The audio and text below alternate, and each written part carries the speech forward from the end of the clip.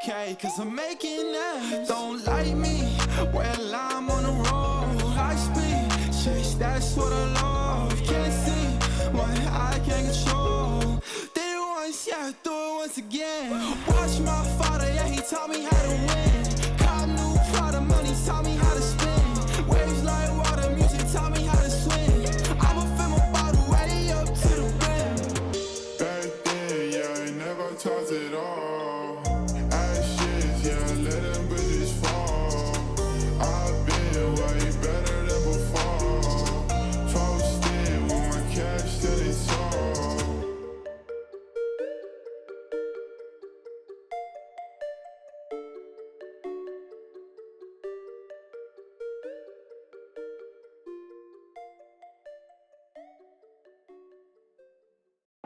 It was beautiful, yeah, together.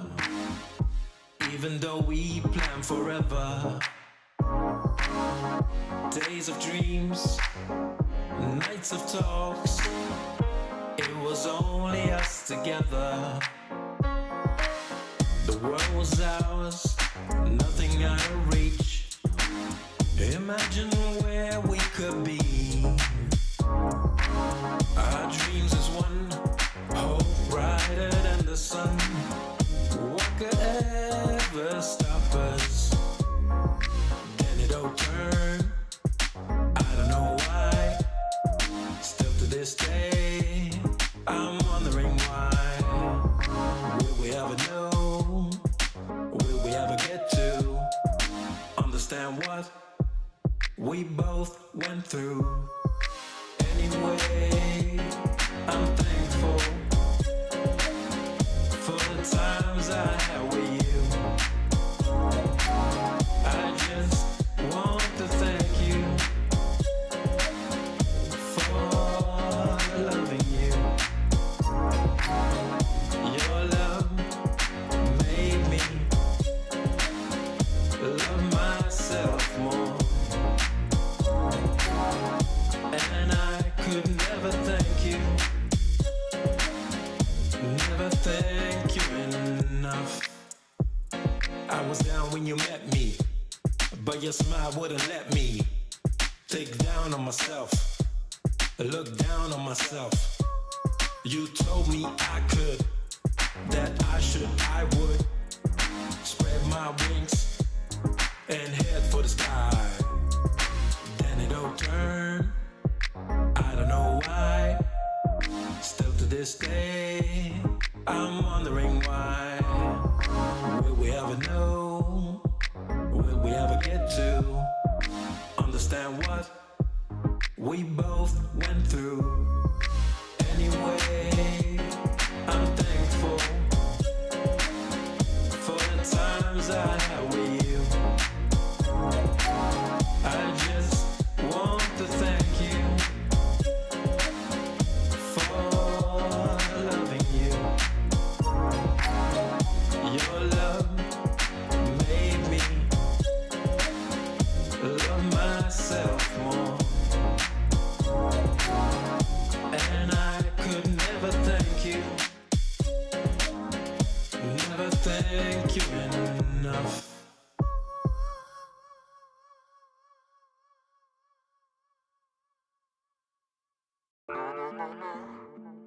Yeah.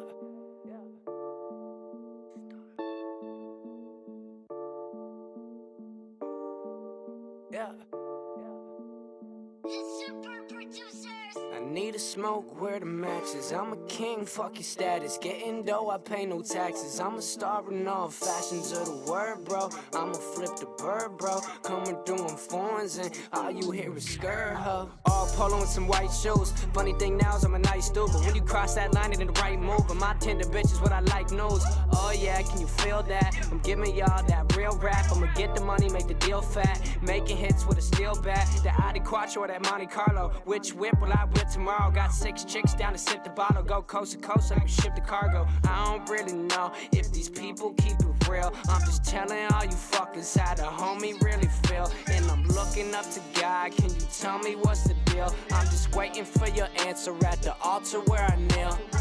I need a smoke, where the matches. I'm a king, fuck your status. Getting dough, I pay no taxes. I'm a star in all fashions of the word, bro. I'ma flip the bird, bro. Coming through in foreigns and all you hear is skirt, huh? Let me get the money, I see you bitches acting funny, ha. Can't take nothing from me, nah. Rapping blunts like mummies, yeah. We freed the homie when he caught a bid. I roll around, you can't stop the kid. Truth be told, I'm hot as shit. Just say what up when you spot a kid. Real talk, I'm trying to speak the truth. I stay loyal, bro, to my roots. Since 15, I've been in the booth. That's 16, I was on the move. Used to ride in that old Chevy. Now we out here show ready. I can see the bull, you're so petty. You can have your shine, my glow heavy. I need a smoke, where the matches. I'm a king, fuck your status. Getting dough, I pay no taxes. I'm a star in all fashions of the word, bro. I'ma flip the bird, bro. Coming through in foreigns and all you hear is skirt, huh?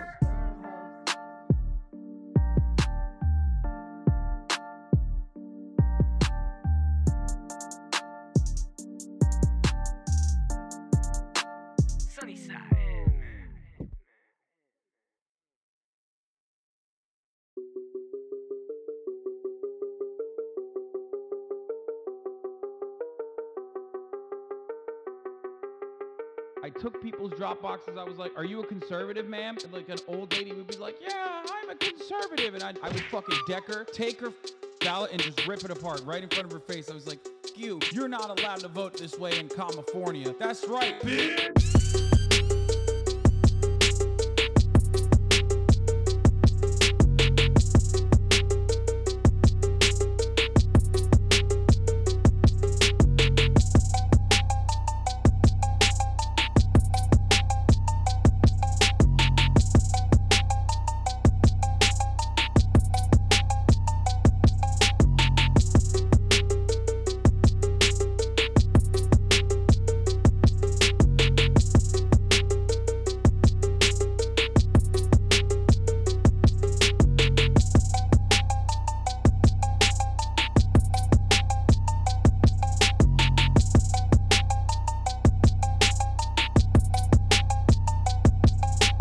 I got a funny one for you. Okay, here, look at this. With what we were seeing in the polling data going into this election about what people cared about and the order in which they ranked it. So we have had a lot of questions throughout this time about new voters, people that hadn't been in there before that were perhaps not getting captured by the polling. So maybe this is a sign that we're going to see a little bit more of that tonight than we expected. This. We obviously don't know yet. And you know what's missing from this 1, 2, 3, 4, 5 top 5 issues? Democracy.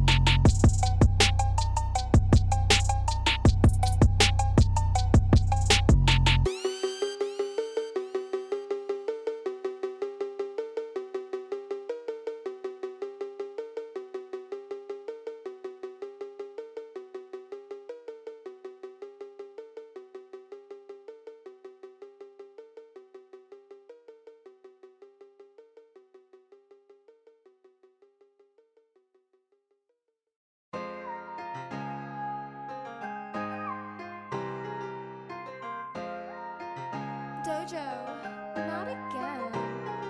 I'm trying to make my mama proud, yeah, that's for sure.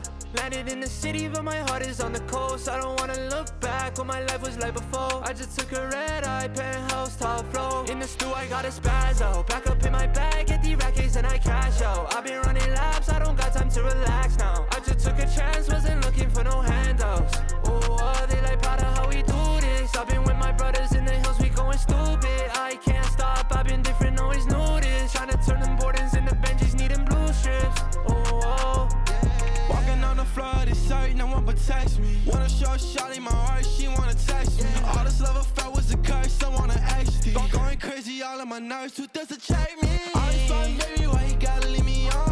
Had to drop a bag on her when she gone. But I'm running with my clique, yeah, they got me till I fall.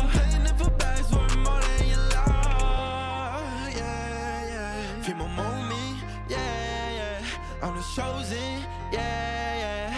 I'm the one inside. In the stew, I got a spazzo. Back up in my bag, get the rackets and I cash out. I've been running laps, I don't got time to relax now. I just took a chance, wasn't looking for no handouts. Oh, they like proud of how we do this. I've been with my brothers in the hills, we going stupid. I can't stop, I've been different, always knew this. Trying to turn them Bordens into Benjis, needing blue strips.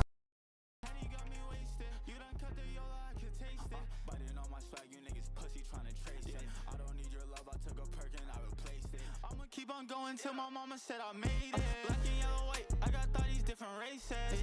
Did my dirt, I had a mask, I'm moving faceless. I got 12 plotting on me, but no cases. Running from my demons, lacing on my A6. I don't do that fake shit, nah. The way they treat me, they act like I'm feeling them. So I got a script, I was just trying to feel something. Now I'm alone, you don't care, and in I the stew, feel I got a numb. spazzo. Back up in my bag, get the rackets and I cash out. I've been running laps, I don't got time to relax now. I just took a chance, wasn't looking for no handouts. Oh, they like proud of how we do this. I've been with my brothers in the hills, we going stupid. I can't stop, I've been different, always knew this. Trying to turn them Bordens into Benjis, needing blue strips. Oh.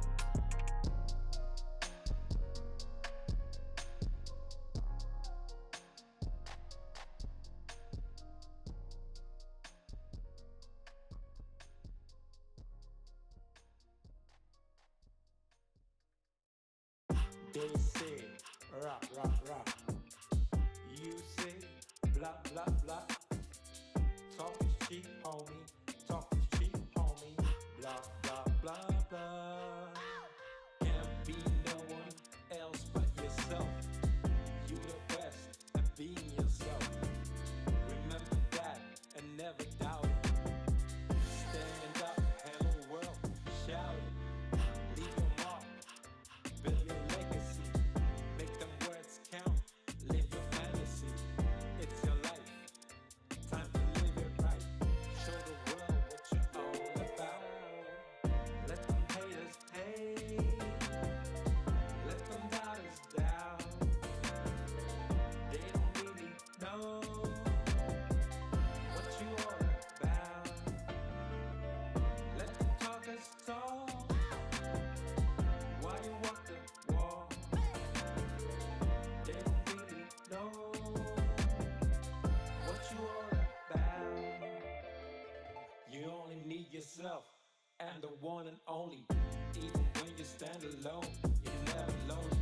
Take the path, less travel. One day you'll reach your true level. Allow yourself to take your place on your space. It's your birthright. Let your work outshine the talk. Let your smile light up the dark. Let them haters hate. Let them doubters doubt. They don't really know what you all about. Let the talkers talk while you walk the walk.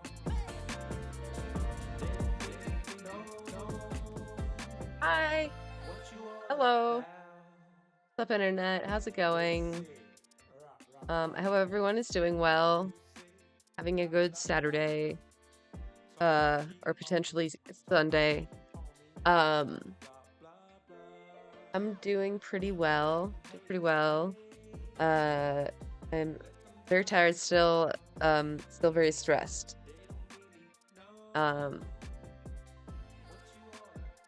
Just trying to do things. Trying to do the thing.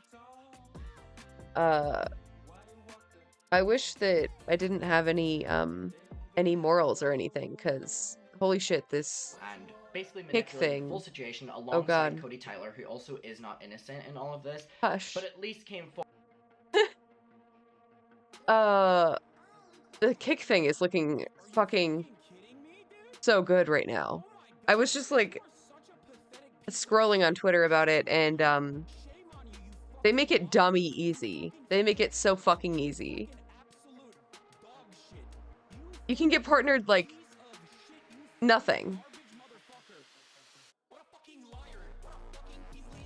Oh, 95.5, dude. But then in the same, like, in the same breath, I have to say that, like, with scrolling Twitter, you see all the fucking worst fucking chat messages you've ever seen in your whole life. Holy fuck. Is it, like, possible, to moderate, like, you'd have to add, like, so many words to, like, filters. All crypto bros and incels, yeah. But now there's juicers and ammo. It seems like not crazy small.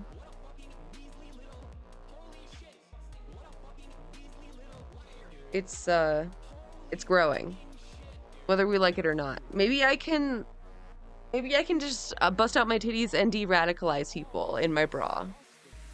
So fucking disgusting. What a pathetic worm, dude. Shit, dude. I just Like, no, probably not, but like, disgusting. I do need money. Hashtag I do need money. lying for clout ass motherfucker, dude. Can't believe Amaranth went too. It makes sense. It makes sense. If there's anything I know, it's that Amaranth is a lot smarter than me. But also, does she even read chat? I don't think she really has to.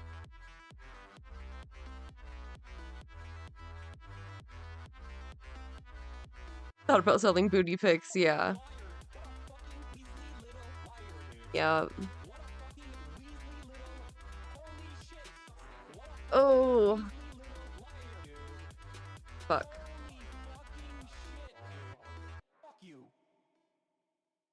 Why does there have to be so many fucking weirdos and Nazis there? I don't know how you overcome that unless they start moderating, which they just aren't doing. A lot of feet market. I've heard this. I've heard this. I've also heard that the feet guys are the nicest of all the guys.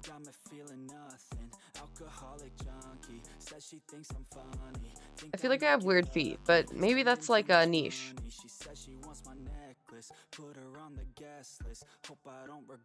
I don't know. I haven't even had a pedicure in like a year. It's been so long.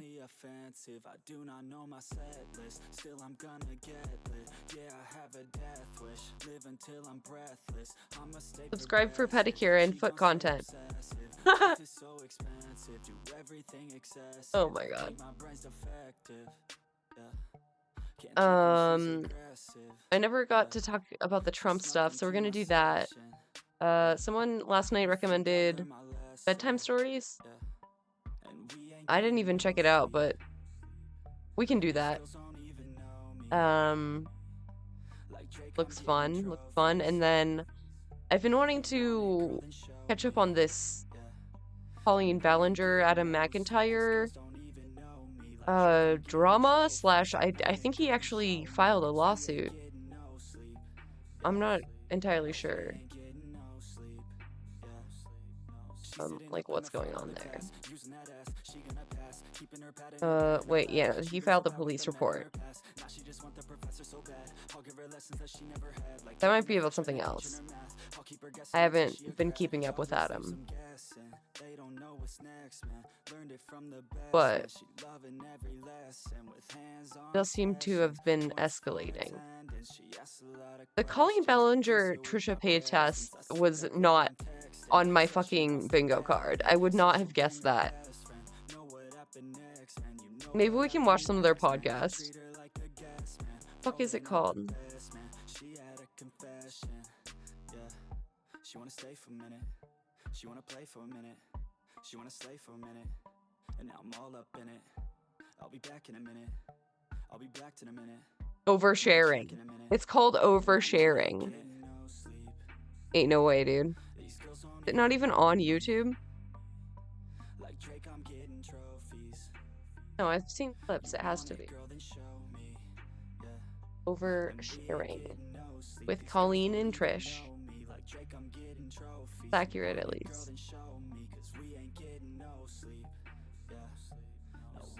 Oh god, yeah, it's here. God, it's so long. Oh, there's clips. Okay. Oh god.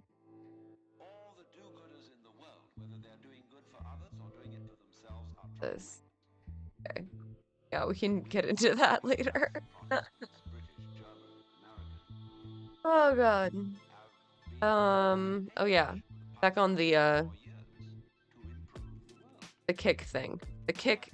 I just wanted to watch Ammo's announcement video because this is my queen.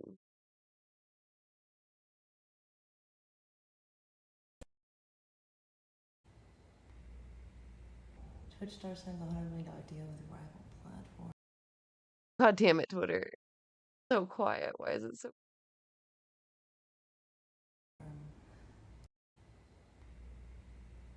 Twitch star signed the $100 million deal with a rival platform.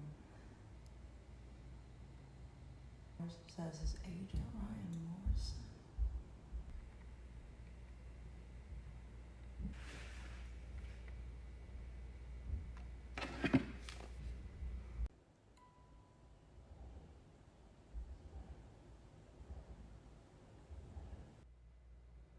Agent lol. Hey, so the $100 million deals have started. Can I get one of those?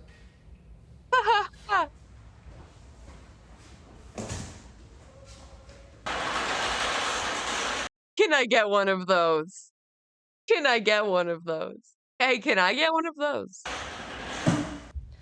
Well, I think that's everything.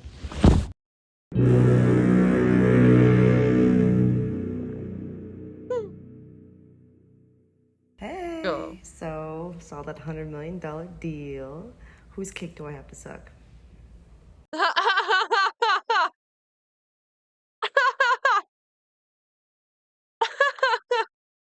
That was good. Whose kick do I have to suck? True.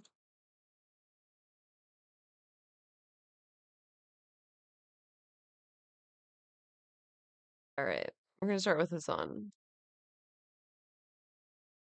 Ladies and gentlemen, Donald Trump, the 45th president of the United States of America, has not guilty to 37 federal charges that range from espionage. No, Amaranth, no. I think she knows what she's doing. I would do it too.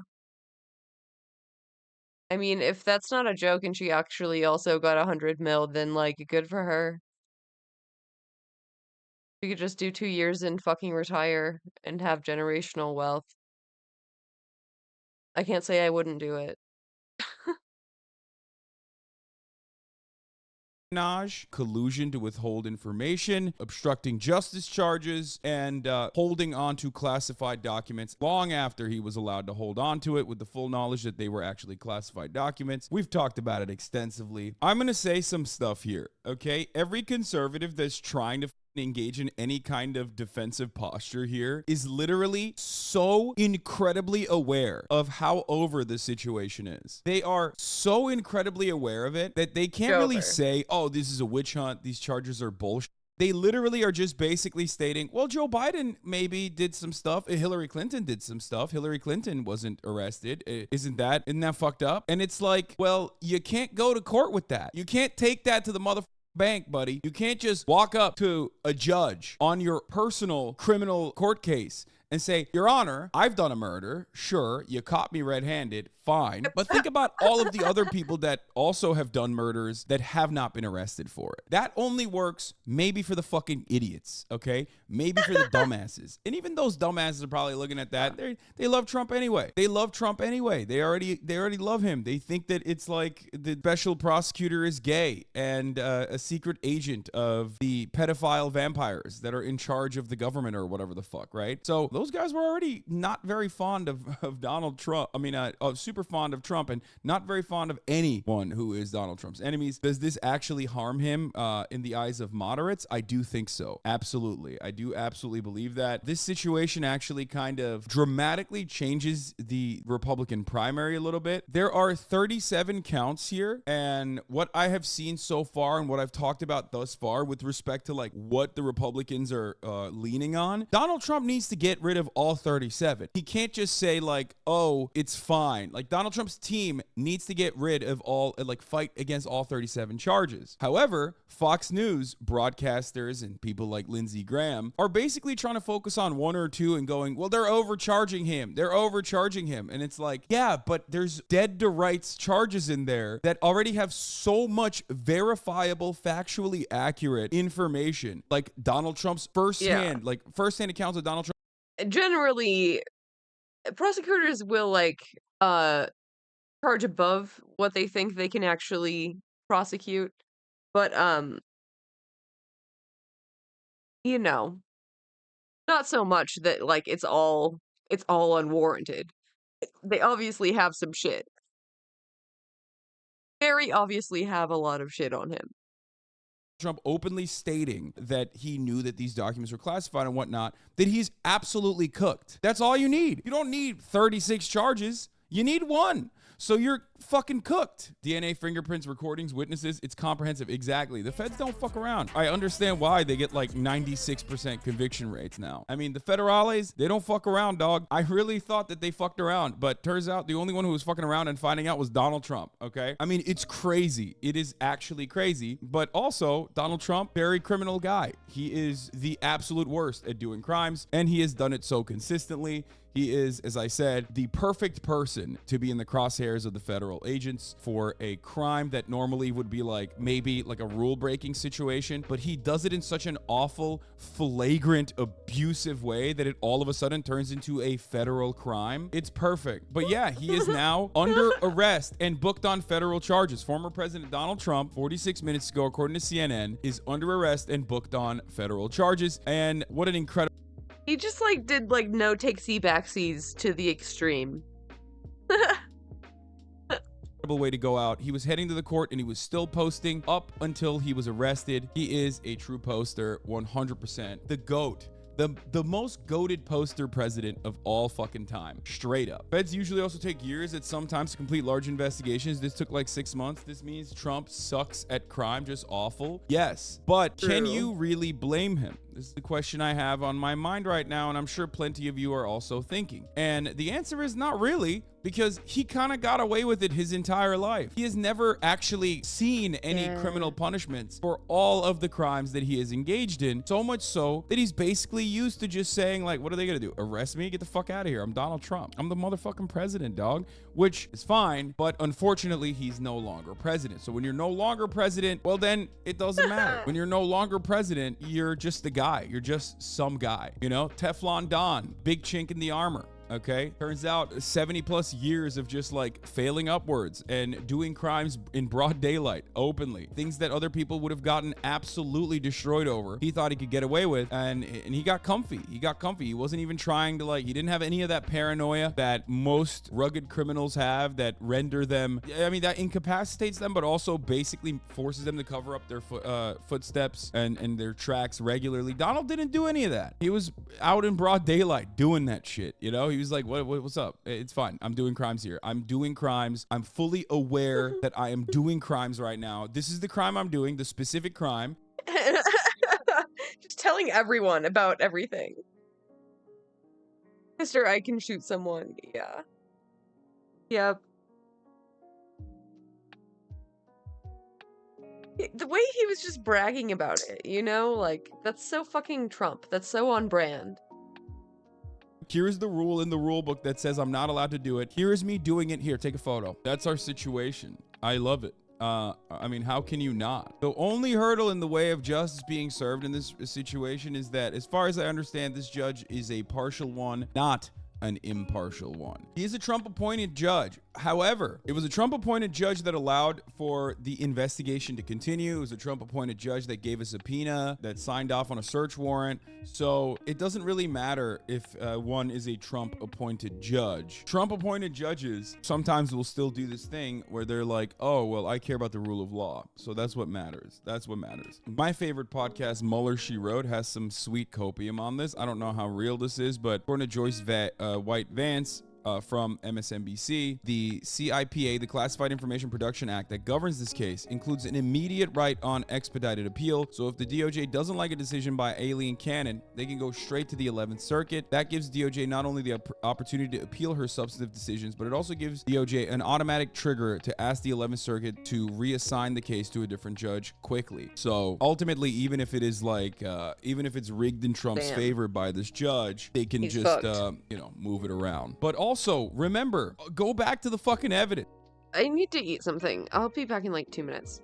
You know what I mean? And there's so much of it. Apparently, it's getting a bit rowdy outside the courthouse, but not all that crazy. I'm not going to lie. Post January 6th, this is the only time I thought, because given that it's in Miami, given that there was like prior knowledge that this was going to happen, I thought this would be one final hurrah. I thought maybe post January 6th. I know a lot of people are still terrified of getting arrested for protesting and shit like that. I thought maybe there would be a bigger crowd. I'm not kidding. They fell off. The hogs have fucking fallen off, dude. Too short notice for this one to be any good. No, there's two reasons for this. Remember, there is no fucking protest for an individual person in the Republican side that is not astroturfed. Turning Point USA would send buses full of people, then this is documented. Turning Point USA and every other Republican operative and Republican organization sent buses full of people to the Capitol. If you don't have the instruments of the Republican Party on your side, pushing for you and pushing to create chaos, you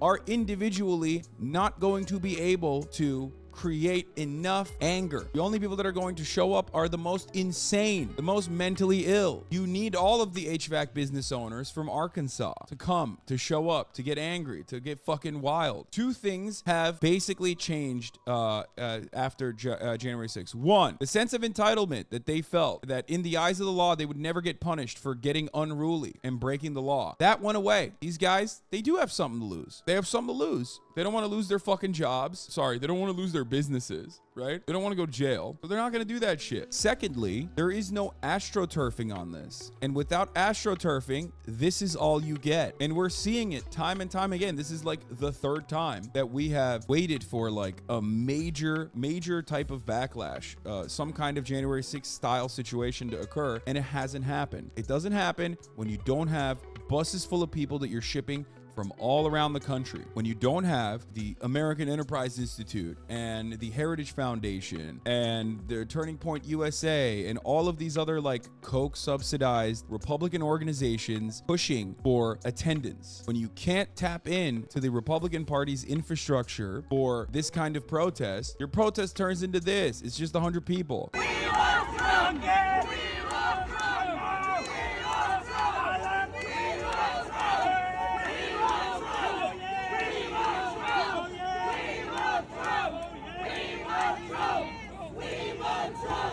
There you go. Hog on Fox saying Hunter started the Ukraine war. The most innocent man that's ever been in the White House, Donald J. Trump. The best president we've ever had. 45/47. He's coming back. This is the longest witch hunt going on 8 years now since he came down the escalator. The guy's an American hero. Do you believe there's a two-tier system of justice? Do you believe this is unfair? Obviously. I don't even know how anybody can ask that with a straight face. There's obviously a two-tier justice system. Why is the Clinton crime family running wild? Why is Beijing Biden and the money laundering operation that Hunter Biden started out of Ukraine? He started the war on Ukraine 5 years ago when he was working for Burisma. There you go, dude. This is all you get. I was saying, I'm tweeting, it seems obvious to me that without the Republican Party's astroturfing and infrastructural support, the only people that are that show up to protest things like the Trump arraignment in the post-January 6th world are the sweatiest QAnon losers, and they rarely have enough numbers. That's it. That's also something you should understand. Like, Donald Trump certainly still has a shitload of support within the Republican Party, right? However, what I need you to understand is, like, a lot of the Republican Party's instruments are currently focused on creating like anti-trans activist movements. You know what I mean? They're not as invested in defending Trump. Things will change if Trump becomes the winner of the primary, which I still believe he will. Then the Republican Party will basically have to utilize all of their astroturf towards whatever the fuck Donald Trump wants. But right now, it's all the sweatiest, grossest loser perverts. How can Trump still run with charges on the record? My friend, in the United States of America, convicts can't even vote. However, they can still run for president. You can be a criminal in prison and still run for president from prison. Joe Exotic has run for president from prison. And the most notorious example, of course, is Eugene V. Debs, a socialist candidate that won more than 1 million votes when he launched his presidential run from prison. I'm sorry. Yes, he's our president. Loves America, loves the people of America. And we have to fight. We have to help him and support him. All of this is lies. Dude, fucking all of the Cuban Venezuelan grandmas losing their fucking minds, dude. I love that shit, dude. It fills my heart with fucking joy. I'm not gonna lie to you. It's just so fire. Ultimately, this trial does not matter. The question of whether Trump goes to jail depends 100% on the election. This is ultimately I have a baked potato that's like loaded with a bunch of shit. political event, no matter what any lib wants to think. Let the libbers eat today, but let's be real, Trump only faces punishment if he loses. He's going to campaign so fucking hard because his freedom is at stake and he knows it. I know, but there are also additional problems here. Like, for example, the Democratic primaries, which I think Trump will do really well in, but also that is kind of dependent on how Fox News covers him and his crimes. And secondly, Trump lost. Trump lost to Joe Brandon. They finally went to a subpoena, and what did he do? According to the government, he lied and obstructed that subpoena. And then they did a search, and they found a lot more documents. And they're not even, I don't think they're even sure now whether they have it. Dude, these photos are so fucking bad, dude. I mean, first of all, I just want to clarify something. I do not give a fuck about classified documents being mishandled. Make no mistake. I am quite literally a fan of people who leak national security secrets. One of the most famous and most honorable examples of said leaking is probably still currently in the broadcast. I'm talking about Chelsea Manning, of course, who is a fucking hero. Having said that, however, the authorities care, and that they're gonna make a big deal about it. And if you care about like the institutions or whatever the fuck, like, you're gonna care about it. And it's fucking objectively hilarious the way in which he conducted himself for no discernible reason or immediate benefit. It makes me so happy. I don't think he fucking took these docs to be like, oh, I'm so gonna sell this to like Iran. You know what I mean? I'm gonna sell these national security secrets to like Mohammed bin Salman or whatever, or Putin. I don't think so. It may be really interesting to find out more information if he was genuinely interested in doing so, but like, I don't think that's the reason why he did it. I think the reason why he did it is quite literally because he's a fucking dumbass. He is a dumb, baby-brained idiot who just wanted to have these cool pieces of intel that he could show to people like he did over and over again. And that when people wanted to retrieve said documents, he was like, yeah, I'm the president. Like, fuck you. I'm Donald Trump. I can keep them. Fuck you. These are my souvenirs. I just want to cry. What is it? I do agree. I think it's largely just narcissism. Just wanting to show off shit. But he may have shown shit to the wrong person. Who knows? Who knows? About you that makes you cry? You support him so much. You're always around. You're out here in the heat. You travel. You follow him. What is the most emotional part? I'm mentally ill.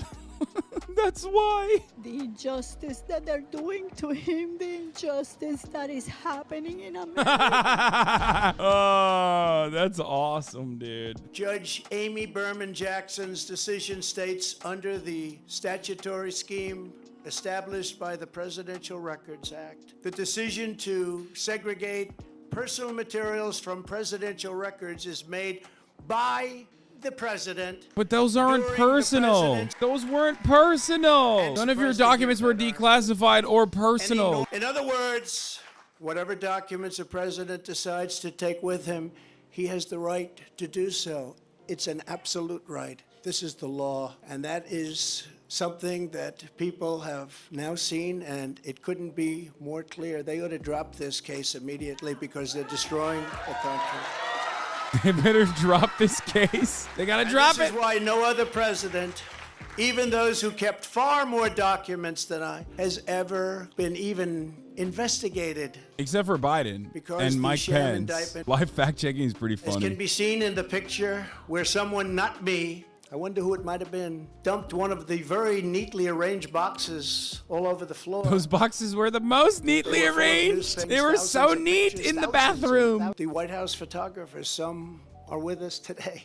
They took so many pictures and we saved all of them, and they were in those boxes. Clothing, memorabilia, and much, much more. I hadn't had a chance to go through Oh my all the God! boxes. Old It's a people love long mementos. Is that what is that his line of attack? It's mementos, I was folks. prepared to do, but I have a very busy life. I've had a very busy life. They make it more busy because you're always fighting. This is funny as fuck. The I didn't have time to look through them defense.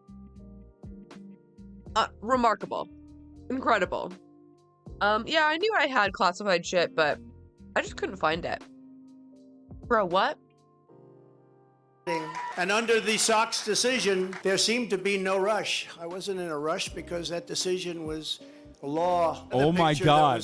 His argument is, I was going to get around to it. This is so good. He said he was getting around to it, but he couldn't because he was too busy. Literally an admission of crime. It's a further admission of the crimes. And they broke into my safe, and you know what they found? Nothing. There was nothing there. Yeah, because you left them out in the open. Because you didn't put it in the safe. There was nothing in the safe. I left it out in the open. In a flagrant violation of the Fourth Amendment of the Constitution, which protects the right against... It absolutely was not a flagrant violation. It was the execution of a search warrant that a Trump-appointed judge delivered. Biden sent 1,850 boxes to the University of Delaware, making the search very, very difficult for anybody. And he refuses to give them up, and he refuses to let people even look at them. That's and then not they say true. how That's literally just not. He's just saying. He's just straight up saying things he did, and he's claiming Biden did it. So much money from China. We've learned more from the Washington Post, New York Times, about the DOJ's boxes hoax. It's a boxes hoax. Than from prosecutors themselves. We want to read about it. You pick up the Washington Post, which is not doing well. Or you pick up the New York Times. He's always just, he has to jab at everyone. What? What does that have to do with anything? This is old school Trump. The boxes hoax. What do you mean the boxes hoax? Bro, what? He's kind of back. If the communists get away with this, it won't stop with me. They will not hesitate to ramp up their persecution of Christians, pro-life activists, parents attending school board meetings. They're coming after me because they want to come after you, but I'm in the way. That's why they're coming after me narrative. They want to come after you, I'm in the way. It's a meme that he's repeating that he read. They want you silent. And I am the only one that can save this nation because you know they're not coming after me, they're coming after you, and I just happen to be standing in their way, and I will never be moving. On November 5th, 2024, justice will be done. We will take back our country, and we will make America great again. Thank you. God bless you all. Thank you. Thank you very much. Great job. Thank you. I love that. Didn't I fucking tell you he was going to say, they're coming after you. I'm just standing in the way. I fucking told you, dude. Oh God, we're so back. He had all the right jabs. Like when he was talking about Washington Post, talking about how it's like a failure, shat on Hillary Clinton, added in like his own personal anecdotes about how much he likes Bill Clinton. Attacking the prosecutor's family with a live criminal court case is a bold move. Oh, I was expecting nothing less from Donald Trump. I was gonna say, he didn't just attack the prosecutor, he attacked the prosecutor's wife. He said the prosecutor who's coming after him, his wife made a Michelle Obama documentary. I mean, it's fire. He's just, that was awesome. Also, one thing I have to mention is he did not even like any kind of addressal on why he did the things he did, which I want to know personally. He basically said, I was gonna give it back. I didn't have to, but I was gonna give it back, which is like an insane take. I mean, you didn't do that. That's why there's a fucking criminal investigation. That's why you're going to court. You know what I mean? Like, he's like, yeah, I was gonna give it back, but you know, in my time, on my time frame. But I'm a very busy man. What can I say? I don't think that's gonna hold up in court, bro, but go on. Didn't have to. Dare. Good morning, everyone, and welcome to another big day in the news. I don't think I really need to make the case for why today is going to be an important day in the news. Donald Trump is once again being arraigned. And we don't know exactly what that means. I mean, we know literally what it means. We don't know what the implications are in terms of new information, chaos. We do have a little bit of chaos. We will be talking about that at the beginning of the full Damage Report show. Benny Carollo will be joining me. That's going to be awesome. We've got some last-minute defense of Donald Trump. Here in the pre-show, we're going to talk about one of his last-minute defenses that he just throws like spaghetti against a wall. But we have some of his allies in Congress trying to defend him in the last moment. So that's going to be fun. We're going to have a little bit of Chris Christie's town hall, which I did some live commentary for live yesterday on the Young Turks. Hopefully many of you were there. Gavin Newsom duking it out with Sean Hannity should be fun, and a whole lot more besides. There's some more insider accounts of the experience of working under Alex Jones that we're going to get to talk about a little bit. And I would say that the experience that has been shared is everything that you would expect it to be of working under Alex Jones. Absolutely insane. But besides all of that, we have a lot to talk about here on the pre-show. But if we want to get to that last-minute Trump defense and me mocking him, and the defense is probably less important and less interesting than the vow of vengeance to come. But I'm going to say that both of those are hiding behind a paywall, and the pay is 1,000 likes. I think we can get there. There's 1,200 of you in the chat, and only 1 in 3 are doing your job. 2 out of 3 of you just laying back, listening to the news. I can't click a like button in this economy. No, you can. You can and you must. But anyway, let's talk about other news before we get to all that, including, by the way, signs of life in the Republican nomination battle. But we're going to start off with this. Do I want to play this video? Probably not. Is Mediaite going to run an ad? Of course they are. Okay, so I'm going to set the stage. The Women's Leadership Summit is going on.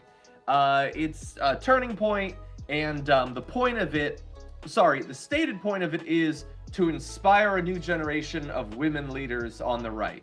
The actual point of it is to utterly beat them into the ground until they believe that their only worth is in being a subservient wife. But anyway, Dana Loesch is speaking there, and we're going to play a little bit of that. God, the fucking brain rot. Okay, Lesbian Visibility Week. I'm gonna need someone to explain that to me. My first thought. Is it that hard to understand?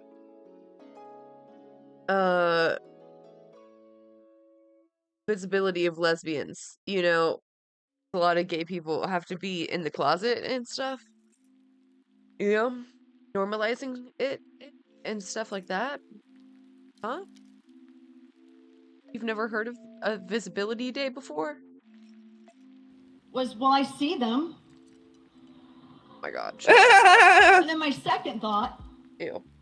was, well, why are we not using them as like this amazing ops team for like the 1 week out of the year that, or all the other weeks that we can't see them. We can only see them 1 week. Why are they not like a part of a special ops, you know, and like we drop them? An ops team. Oh my god, shut up. Oh my god. Not funny. This is like that attack helicopter joke 2.0. Down into like areas of conflict and just TCB. Like that seems like that would save a lot of money and lives. I mean, I don't know. They had the trans visibility week too. We see them. We see that. Yeah. Oh my god. It's Jesus Christ, what was that? The fuck? a reminder, by the way, that although many right-wingers will throw around the term comedian to apply to them, being a comedian is actually a job. There's a skill set associated with it. So look, this is not a criticism of Lesbian Visibility Week coming from her. This is just, hey, aren't they ridiculous? Everyone, some of you whom out there are lesbians, you're closeted, and you're not going to feel comfortable accepting that, let alone revealing it until you're far away from any other people like this. Are they ridiculous? Fuck them, right? Everyone? Am I right? Okay, chill. Look, the idea that I would have to try to explain, because she asked to have it explained, what Visibility Week is about, it's so ridiculous that we would have to explain why sometimes you can literally be able to be seen, but want people to focus briefly on you specifically as a group. And I know that they understand that because they believe that every single week should be straight, cis, white Visibility Week. They believe that they have been ignored and forgotten. So they definitely understand this. They just don't think that it should be applied to anyone other than them. Ugh. Of course. McCarthy has apparently reached some sort of at least brief accord with the conservative rebels in the House that had been blocking all of his bullshit from being passed. You know, the bullshit that if they pass it will then just be blocked in the Senate. So he reached a deal. So they're going to get to vote on their Save Gas Ovens bill. How nice and definitely important. None of this, my God, has anything whatsoever to do. I'm not going to say like with us. Obviously, it's not going to. But even with regular conservatives, it has nothing to do with anything.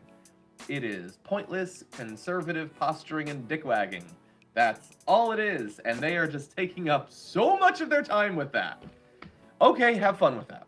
I'm sure they will be, now that they've reached an accord and they can work together, I'm sure they will just be full steam ahead to dealing with the problems that regular Americans face. Jesus Christ. I want to read a little bit of, Linda Yaccarino is the new CEO of Twitter, and is a very serious person. But prior to being a part of Twitter, apparently was supposed to be a serious person. And has clearly been chosen for this position because they desperately need advertisers, and Twitter sucks. Look, it really does. By the way, I'm not even like... True. I understand that I'm supposed to hate Twitter because Elon Musk is a massive cringy right-winger, and he is trying to shape Twitter into a place that is only good for conservative. But that's not like... I'm just gonna keep it real with you. It's not fun right now. It just isn't. It feels pointless. It feels boring. Doesn't it? I mean, the idea that there are these people that pay $8 a month to immediately drown out literally everyone else. And instantly, every stupid, cringy thing that they post is shoved in everyone's face. It's not fun. It's not interesting. When is it just going to be replaced? Anyway, Linda Yaccarino posts this Twitter thread to explain why she needs to be a part of it. She's again explaining that it's the global town square needing transportation, open dialogue about the things that matter most to us. She has this tweet. I'm going to read the entirety of the tweet to you. Have you ever been talking with someone particularly insightful and thought, You should have the freedom to speak your mind. We all should. Enter Twitter 2.0. That was the entire tweet. It's in a thread, but that was the entire tweet. I cannot tell you how much I want you to fuck off with that bullshit. Is anyone else sick of people saying the dumbest, most shallow shit and pretending to you The Elon dick writing is annoying as fuck. that they're fucking Socrates? Have you ever been talking to someone who's like really smart and thought, hey, I should be able to speak my mind, and until now, I haven't had a place to do that. When oh when is a right-wing billionaire gonna finally free me up to do that? Assuming I pay $8 a month. Jesus fucking Christ with this condescending bullshit. Twitter is on a mission to become the world's most accurate real-time information source and a global town square for communication. That's not an empty promise, that's our reality.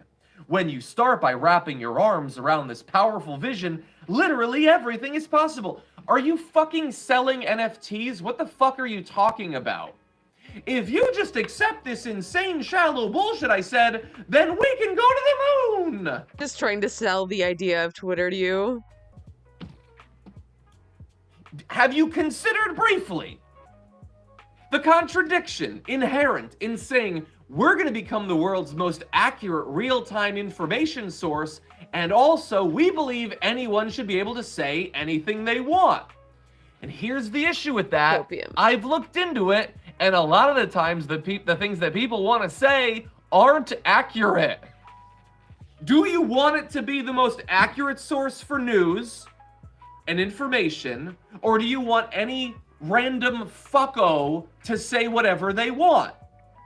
You cannot do both of those things, not and accomplish both of the goals. And you certainly cannot do that second thing and accomplish your actual mission, which is to draw in advertisers. Because brands don't want to be pushed up against insane fucking conspiracy theories, generally. Imagine. Wonder why. Twitter was not amazing before, but at least it worked. And while it often failed, you could tell that whether the leadership gave a damn about any of this, the actual people were trying sometimes to do the right thing. That is not what they're doing. No, Wood Turner, what I'm saying is I barely use Twitter now. That's what I'm saying. Because of what they have done to it. Anthony says, John, have you tried Tribble? It seems like Twitter, but without the trolls. They've given Trump a lifetime ban. I downloaded the app and I'm considering joining. Your thoughts? I haven't heard of it. Look, Tribble? That sounds fake. Or maybe I have. I don't know. I don't use it. There's a million Twitter replacements. I am technically on Blue Sky, although I'm going to keep it real. I've just been way too busy the last few weeks to even use that. I'm gonna keep it real with all of you. I'm in kind of a stressed out, very busy time. I don't have time for any of this stuff, unfortunately.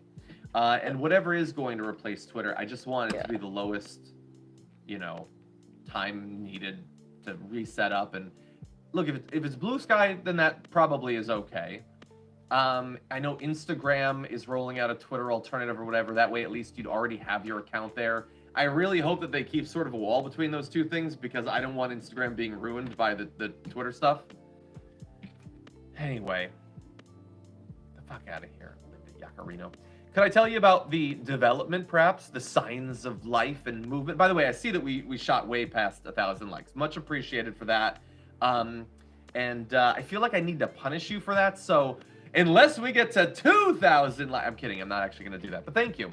We're going to talk about one or two other things, and then we will get to our main story.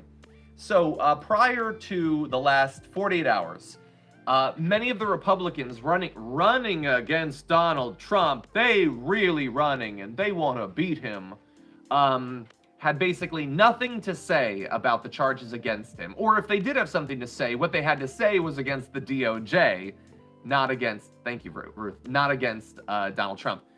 There are some inklings of movement there. And is this possibly because Chris Christie came out swinging so much?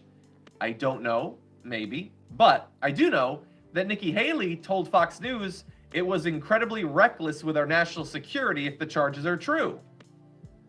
Look, that is not much. She also, by the way, is still calling it prosecutorial overreach, and still, like, she's attacking the people doing it. But she is criticizing him at least a little bit, and you like to see that.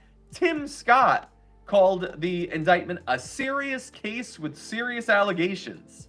Now, is this the bare effing minimum? 100%. Is it way more than they were willing to do a week ago? Also, yes. Yeah. So, true. I don't know. Maybe this will be something. I don't think it necessarily matters too much, you know, like cosmically, if they attack him. It doesn't matter all that much, I guess. God damn it. Why? Fucking window capture. It doesn't matter, like, as far as, like, the actual trial and shit goes, but it matters as far as his campaign goes, for sure. For sure. It definitely matters what the fuck everyone is saying about him. Of course. But you have to attack him. Come on. Come on. It's insane stuff. But with that said, we did get to 1,000 likes. I have made promises and I will keep them. So let's start off with the last minute defense. It is a re-rolling out of a prior defense that, if it were true, would be amazing. It would be major news, but I don't believe that he believes it's true.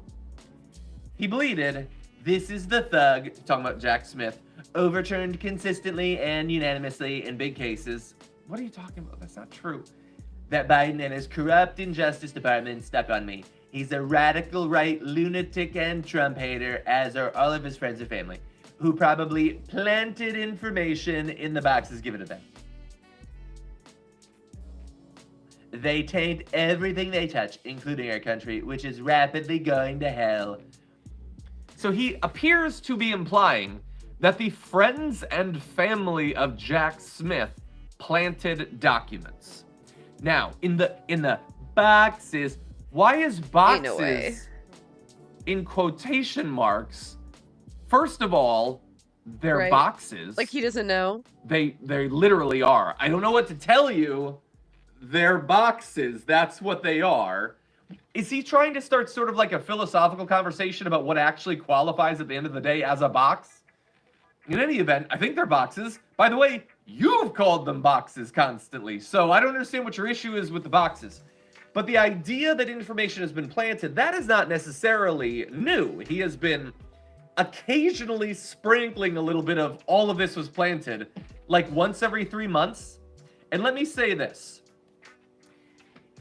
If you are going to attempt to defend yourself by saying you didn't take those documents, the documents aren't real, they were planted, then my ask would be, you're gonna need to like stick with that, because that's dramatic. You can't just occasionally dip your toe in, I never had any documents, they stole them all.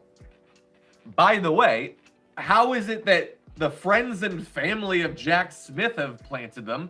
Jack Smith wasn't even added to this thing for what, like more than a month after the raid? We already know about the documents at that point. But also, of course, more importantly, if I could stop joking and get serious, Evan Corcoran was cataloging all of this. By the way, they turned in tons of those documents before the Mar-a-Lago. Like, we know they had to be subpoenaed for it, but we know that he had the documents. He's on tape talking about the documents. Was he on tape, like, with the Iranian attack plan that Jack Smith had planted in his hands? None of it makes any fucking sense. But that's mostly a goof. It's a lark. Let's go to something more serious. Something obviously, like, explicitly threatening, but that for that very reason, Republicans are likely to like. Now that the seal is broken, which many people think is a conspiracy theory thing related to QAnon and the Bible or whatever, which is great. In addition to closing the border and removing all... The fucking what? The seal is a what? I'm sorry. I am not that deep into the conspiracy world. What the fuck? All of the criminal elements that have illegally invaded our country, making America energy independent and even dominant again, and immediately ending the war between Russia and Ukraine. I will appoint a real special prosecutor. Why is that in quotation marks? To go after the most corrupt president in the history of the USA, Joe Biden, the entire Biden crime family, and all others involved with the destruction of our elections, borders, and country itself. So, what that is look, nobody's surprised by this, but it is a threat that all of this stuff about, hey, let's not weaponize the DOJ. No, he's saying, if I get in, I'm weaponizing this shit. And not just against Biden, but against his family. So, look, I don't think they're going after Tiffany. I don't think that Don Jr. is in much trouble. But if they were, I am assuming the right would think that that was out of bounds in some way. But you will notice that they are not saying that this bleat was out of bounds. Oh my God, can you believe Donald Trump is threatening Biden's family? I mean, I hate Biden. He's a fascist commie. But the families, no, that's out of bounds. You'll notice they're not saying that. So in theory, if they were to go after Eric and Don Jr., I guess that's okay with them. If Biden has actually done something wrong, then yes, have at him. But the idea that you're only going to investigate people who investigate you, and the Department of Justice would be in charge of that, fucking ridiculous. Well, look, everyone. A lot of likes, by the way. Thank you. Let's see, maybe we can get to 2,000 after the stream is done. Feel free to just log back in, hit the like button. But anyway, I gotta get ready. Benny is gonna be joining us. We're gonna be talking about a lot of insane stories in the lead up to the arraignment. Developments could be happening live on the show, so you're definitely going to want to be tuning in live. Thank you all, and I'll see you then. Yes. Been no editing. But here is Jonathan Turley, who never heard of a Trump accusation that he thought was completely without merit until Trump facing these 31 counts of willful retention of national defense information. And here's clip number one of Turley on Fox News in the morning, or I should say in the afternoon, and then he comes back later in the day, I think it is, to reiterate. The president goes on to say, well, what happens if we just don't respond at all to the subpoena, I guess, or don't play ball with them? The president goes on to say, wouldn't it be better if we just told them we don't have anything here? Well, look, isn't it better if there are no documents? Pause. We should say that is the transcript, apparently, of recordings they have of Trump, more or less saying, I'm guilty, but what is there a way for us to hide the fact that I'm guilty? Yeah, like, I mean, as somebody who went and listened to a lot of Suggesting just burning them? Like what? What if there were no documents? Just hiding them, I guess? the Nixon tapes, Nixon knew he was being recorded and was a lot more like obscure in the way he would formulate these things. He wouldn't be like, hey, look at this. This is top secret. You can't look at this. Right. Amazing, but go ahead. Just told them we don't have anything here. Well, look, isn't it better if there are no documents? They've got these conversations that were memorialized by the president's attorneys. There's also this recording of him where he talks about this plan that's believed an attack plan against Iran. I mean, they've got a lot of information in this, Jonathan. No, it is an extremely damning indictment. There are indictments that are sometimes called narrative or speaking indictments. These are indictments that are really meant to make a point as to the depth of the evidence. There are some indictments that are just bare bones. This is not. The special counsel knew that there would be a lot of people who were going to allege that the Department of Justice was acting in a biased or politically motivated way. This is clearly an indictment that was drafted to answer those questions. It's overwhelming. I don't see how he gets out of this, honestly. I don't know what's like the worst that's gonna happen. I think more than anything, it's just gonna even further radicalize his base. Would probably lead to like more violent attacks and shit. Want a picture with him in orange jammies and cuffs? Yeah. Yeah. I've seen, you know, deep fakes of them, but God, that would be fucking awesome. Trump evolution into his true slug form. Truly. Just all orange. Nothing but orange. In details. And, you know, the Trump team should not fool itself. These are hits below the waterline.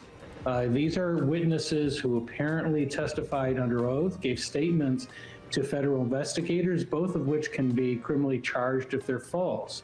Those witnesses are directly quoting the president in encouraging others not to look for documents or allegedly to conceal them. It's damaging.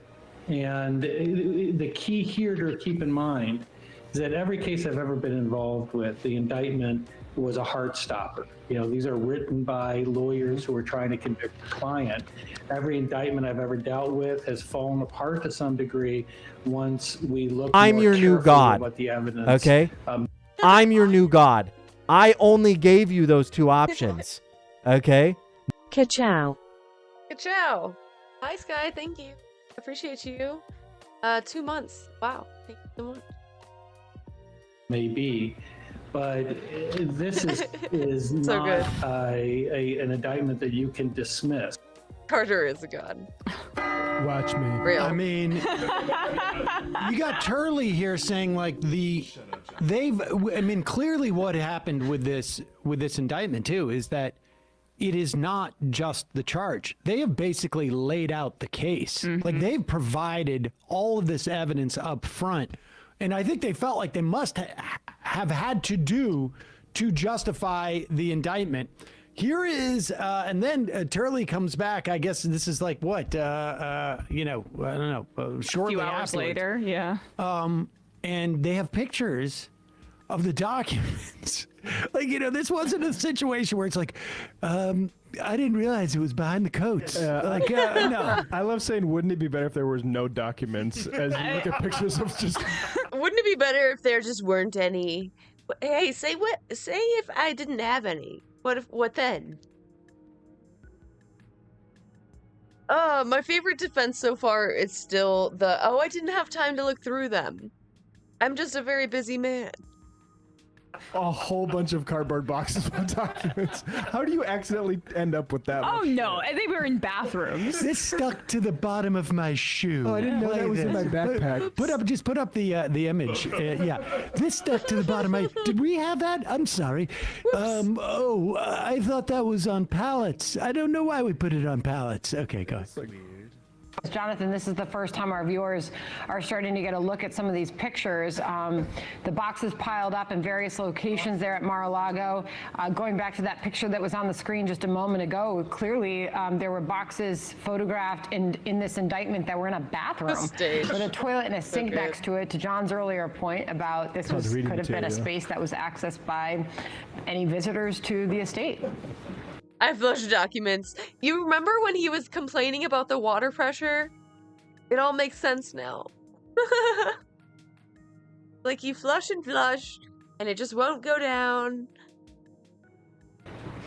Yeah, it's really breathtaking. Pause it for 1 second. I just want everybody to know. I like to read in the bathroom. Yeah. That's what's going on here. That's where I do my research. I was just boning up. I said, bring them all into the bathroom. I'll look through them to see if there's any ones that are top secret. Point about this could have been a space that was accessed by any visitors to the estate. Plugging the pipes. His Mondo shits, yeah. I don't know how any toilet could survive, honestly. Yeah, it's really breathtaking. Obviously, this is mishandling. You know, putting classified documents into ballrooms and bathrooms borders on the bizarre. And these are the types of pictures that hit you below the waterline. in a trial. I mean, jurors tend to be very visual in terms of evidence. And it's hard to show a picture of these boxes surrounding a toilet and saying, we really Forget national security. It's not even safe from water damage. acted responsibly. Now, we haven't really heard from the Trump team on these specific allegations. But also keep in mind, there's a bit of count stacking here. That is, the government's bringing dozens of counts. They only have to land one of those punches. I mean, keep in mind that every one of these counts is coming with a substantial potential sentence. So for the Trump team, they have to run the table. They have to take out every single count. Or you've got a 76-year-old man looking at a potentially terminal sentence. So we can end this on is a that. big challenge. Turley, whoa. Yeah, well, I'll get the best lawyer. He'll be able to handle all of these, no problem. I'm gonna live forever. Jonathan, you'll die before me, okay? I work in the hospitality industry. You know, when you put a little basket with magazines for your guests in the bathroom, I'm just trying to make people all cozy and nice in Mar-a-Lago. The bottom line, though, is really that there is going to be a, I mean, assuming that Trump does not have a heart attack over all these things, and there's every reason to believe there's going to be a whole nother set of. Such a Weasley little liar, dude. I don't know, like, what he thought. What did he think? How did he really think this was gonna go? I guess he's probably used to getting away with crime. You know? But still, holy fuck. Charges completely unrelated to this within 2.5 months out of Georgia, and that's what we were led to believe by the DA there, I guess. But this is going to turn out to be a race between Trump's ability to delay and the, what is it, November 7th, 2024 election? Is it the 7th? This is just going to be a race. And my guess is Trump is going to be able to slow the process, or maybe, you know, go and appeal a conviction. Because, I mean, look, I have no way of assessing this stuff. But if Jonathan Turley... Yeah, his lawyers are going to drag this out as long as possible, for sure. Is out there on Fox News now saying, I've seen a lot of indictments that really fall apart upon scrutiny, but yeah, when you've lost this him, one seems like there's a mountain of evidence that we probably haven't even seen all the evidence. If he's mentioning cannonballs hitting ships beneath the water line multiple times. Yeah. But it's the same reason that Trusty and the other lawyers are resigning. Like, Turley understands, I have a reputation to uphold at least slightly. I can't be kicked out of all of the hallowed legal halls in this country. Oh, no, I don't even think that. I think it's just that, like, it's just too overwhelming. Right, like, there's just no room exactly. to argue. And it's going to end up in front of a court. Like, this isn't just a hypothetical, you know, this is unconstitutional or that's unconstitutional or this or that. This is a done deal. This is going to end up in court, and it's going to be resolved there. And it does not seem like Trump is paying any political price for this. Oh my gosh. As much as DeSantis is sitting there hoping that this is this is going to be the way that he's going to get the nomination. Yeah, see, that's what I'm worried about. Like, his fucking sycophants are just, they're just gonna go insane. They're gonna lose their shit until this is resolved. Like,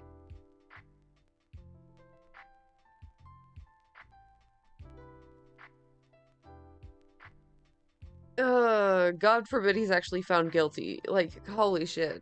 What are they gonna do? Insurrection 2? I guess. If somehow Trump is in jail. But the other thing people should keep an eye out for, which I think is absolutely reprehensible, is the idea that the DOJ would make some type of deal where we stop pressing charges if you don't run. Rachel Maddow made that case, by the way, on television. I mean, that's absurd. I'm not terribly surprised. Yeah. But it would come from a lot of different quarters. I'm sure I think Geraldo did the other day too. It's absurd. It's absurd for multiple reasons. One, if you don't want a political criminal prosecution, then don't make your not involvement in politics a way for us to drop the charges, right? Like it couldn't be more explicit. We're going to threaten you with these charges unless you decide not to run, and then we're going to pull the charges. That's a definition of corruption. That's not how any society should be responding to this. Plus, the guy should be held accountable. And if the American people end up electing him president, despite the fact that this is going on, it's a bad thing. But interesting it's a bad to know. thing. But you can't. Hot take, Sam. That would be very bad. Yeah. Yeah, it would. You're not going to be able to get past this if the DOJ just decides if you don't run, then we will drop charges. That's just absurd. That's just absurd. That is anything but trying to keep your criminal justice system and your politics separate. I mean, that was please bribe me. That's it's like a derivation of the Nixon essentially resigning to escape any kind of justice on that front as well. I mean, that kind of thinking just lets powerful people get away with what they want to do. No, but that's different because impeachment is by its very nature and there's no way Trump would not run. There's no way. Political process. That's true. And he was not facing now, he could have faced criminal charges, right? But he was pardoned. But impeachment, he resigned to avoid impeachment. And impeachment is a political process, definitionally. It is not a criminal trial. And so that is a very, very important distinction for people to have. He was pardoned by Ford later, which may have made him escape any type of criminal proceedings, which is problematic in my estimation. But quitting the presidency because you want to avoid impeachment, that is all within the context of the political system.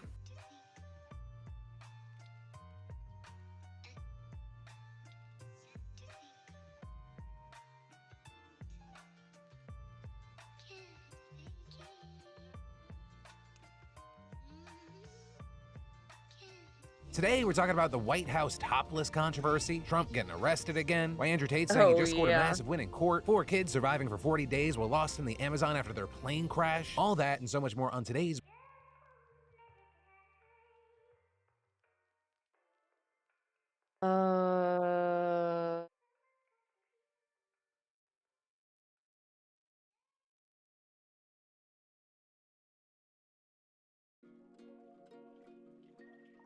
I don't know if I wanted to watch this actually.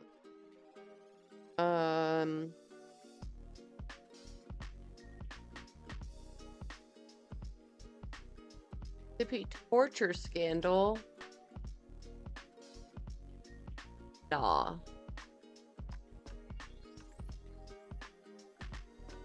So dumb, barely any booba.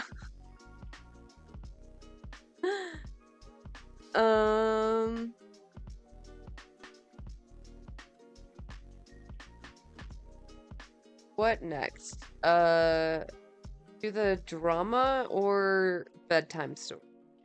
No, what that is. Curious.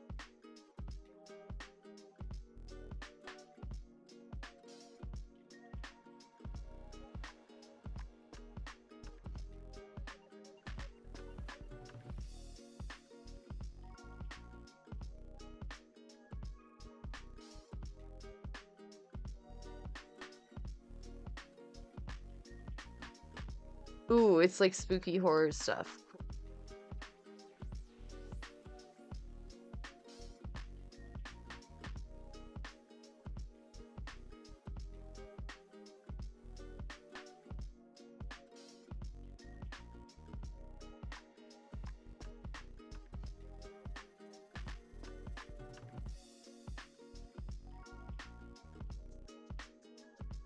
Spooky time?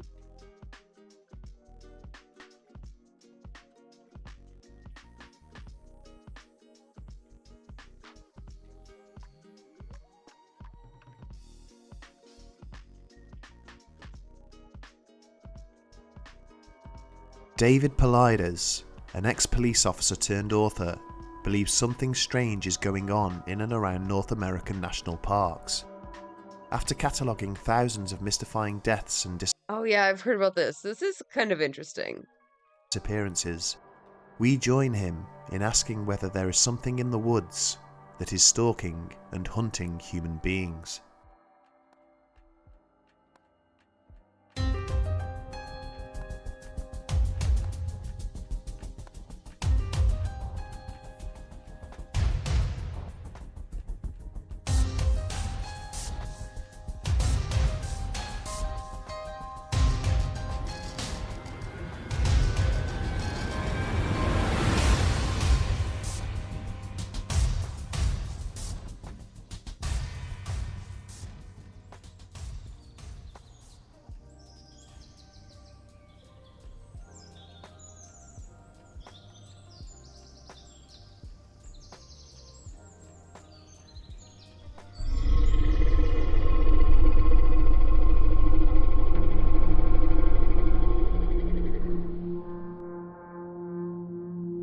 I'm scared already. I love a spooky soundscape. The national parks of North America are some of the most haunting and beautiful places on Earth. From Yosemite and Yellowstone in the US to Yoho and Jasper in Canada, all offer something stunning and unique, whether that be snow-tipped mountain ranges, serene lakes, endless grasslands which stretch as far as the eye can see, or forests that seemingly never end. These parks attract millions upon millions of tourists from all over the world. Their landscapes are truly a sight to behold, and it's no wonder that so many visitors flock to these areas of outstanding natural beauty year after year. But it should also come as no surprise that many people get lost whilst hiking or hunting in these regions, and although most of them are located by dedicated search and rescue efforts within 48 hours, some vanish, often in mysterious and inexplicable circumstances, never to be seen again. Magnificent and unforgettable these places may be, but in amongst all that splendour, there appears to be a dark and sinister truth that authorities seem reluctant to address. Oftentimes described in the US as the nation's silent mass disaster, people have been disappearing from national parks in their thousands over the last few centuries. The exact number is not known because, astonishingly, the US National Park Service has only very recently begun to compile a database on these missing persons. God damn it, America. Classic American L. Why? That seems like a kind of thing you might want to know. This was a fact stumbled upon by David Paulides, a former police officer turned author, investigating the high strangeness in which these people seem to vanish. Paulides has catalogued over 1,000 of these bizarre disappearances in a series of books entitled The Missing 411, and although his investigations are comprehensive, the picture he paints is by no means complete. He fears there could be many more cases that are not known to the public, and probably never will be. Paulides apparently began working on this project shortly after visiting a national park, where he was approached by a ranger who told him that he was part of a search and rescue effort on a couple of recent unexplained disappearances, and that he believed something bigger was going on. Being an accomplished outdoorsman himself, Paulides was intrigued by the notion of experienced hunters and hikers going missing in terrain they themselves were highly familiar with, and promised to look into it. Little did he know it at the time, but he had just embarked on an almost insurmountable task involving years of research and investigation, which would culminate in an extensive body of work and bring these mysteries well and truly into the spotlight. He began by filtering out certain factors so that he could focus solely on incidents which defied conventional explanation, logic, or behaviour. He excluded cases that explicitly involved foul play, mental illness, and therefore the possibility of suicide, clear signs of animal attack, the possibility of missing persons drowning or being washed away, and, at least to begin with, cases in and around urban areas. Over time, he noticed that these disappearances formed into clusters, congregating specifically around North American national parks and the Great Lakes. Paulides concludes that something strange is going on, something as indefinable as it is elusive, something as unsettling as it is mysterious. He believes there could be an unknown quantity behind these disappearances, one which is intelligent and patient, predatory and unseen. What follows is a select few of the strangest vanishings ever recorded in US and Canadian national parks, and one must bear in mind when considering these cases that conventional explanations have either been ruled out completely or are extremely unlikely. Possibly the most famous These stories are super crazy. I've heard a few of these. example of someone vanishing without trace in a national park is that of Dennis Martin, a 6-year-old boy who had set out with his father, grandfather, and 9-year-old brother on the 14th of July, 1969, to hike up to an area known as Spence Field. At around 4 p.m, Dennis, his brother, and a couple of other young boys they had befriended decided to play a game of hide and seek. As the game ended, all of the boys came out from their hiding places, except for Dennis. He was nowhere to be seen. The last time anyone saw him, he was running towards a bush on the edge of the field, behind which there was thick woodland. His father, William Martin, became increasingly concerned and proceeded to run 2 miles up the Appalachian Trail in the hopes of locating his son, but nothing was found. Over the next 2 weeks, more than 1,500 searchers, covering an area of 56 square miles, and with the aid of helicopters and sniffer dogs, searched in vain for the missing child, but he was never seen again. Even a crack team of Green Berets joined in on the search effort, although they worked alone and refused to engage with anyone outside of their group, which many people saw as strange in and of itself. Typically, the Green Berets would only be called out in matters concerning national security. On the day that Dennis disappeared, the Key family, hiking up towards Rowan's Creek about 4 kilometers away from Spence Field as the crow flies, heard an almighty scream at around 5:30 p.m. This was about an hour and a half after Dennis was last seen. When they looked in the direction the scream had come from, they saw what they described as a bear crossed with a man, carrying a small child over its shoulder, scurrying off into the dense forest. The FBI dismissed this, saying that the timeframes involved were too narrow and that A bear mixed with a man? That's new. I haven't heard of that one before. Interesting. Man, bear, pig. Yeah, what the fuck? no one could have hiked that distance over rough terrain in such a short amount of time. However, a ranger involved in the search by the name of Dwight McCarter proved this assertion to be false when he hiked the same journey in just over an hour. Trenny Gibson was a high school student from Knoxville who in October 1976 visited the Great Smoky Mountains whilst on a field trip. She was with 40 of her classmates, and they were hiking from a parking area to a spot called Andrews Bald. As the afternoon wore on, the students broke up into smaller and smaller groups, each determined by their respective walking speeds. Trenny was about 20 meters ahead of her group when she was seen to suddenly stop in the middle of the path. Friends later reported that she was looking off to the side, almost as if she had seen something of interest in the bush. She then stepped off the trail in the direction she was looking and was never seen again. Police did not initially believe her friends about the point where she had apparently left the path, as it was a steep, almost sheer drop, followed by hundreds of meters of dense woodland that would have been impassable. Despite massive search efforts, Trenny Gibson was never found. In July 2010, The fuck? a man What? People saw her walk off a ledge and didn't stop her? What? by the name of Eric Lewis was climbing Mount Rainier with 2 other people. They were all tethered together on the same piece of rope and were spaced about 20 to 30 meters apart. The lead climber, Don Storm Jr., stopped at 14,000 feet and waited for his 2 companions, hoping they could summit the mountain Yeah, I did check it out. It's pretty good. together.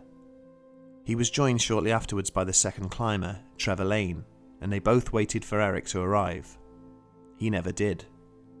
After reeling the rope in, they discovered he was not attached to the other end, even though they had caught glimpses of him behind them only moments before. Bad weather had been rolling in, and they assumed that he had detached in order to take a rest, something which would have been highly irresponsible but not unheard of. Heading back down the mountainside, they saw no sign of him whatsoever, and discovered that his tracks seemed to just stop in the middle of nowhere. Helicopters scoured the slopes but found nothing. Search and rescue discovered his backpack, climbing harness and snow shovel at 13,600 feet, but Eric himself was never located. Stephanie Stewart was a 70-year-old wildfire spotter working for Jasper National Park in Alberta, Canada. On the night of the 26th of August 2006, she happened to be working at the very remote Athabasca Lookout Tower, situated 25 miles northwest of Hinton. She had a very important job, looking out for any sign of bushfires during the day and sleeping at the tower during the night. On the morning of the 27th of August, she failed to carry out a routine radio check-in with her supervisor, a task which was required at least 3 times a day. Another fire spotter was sent to the tower to check on her, but found that she was gone. All that was missing from the cabin was her blanket. There were no signs of a struggle or a forced entry having taken place. The stove had been lit, and a pot of water had been placed on the hob, but the contents had long since boiled away.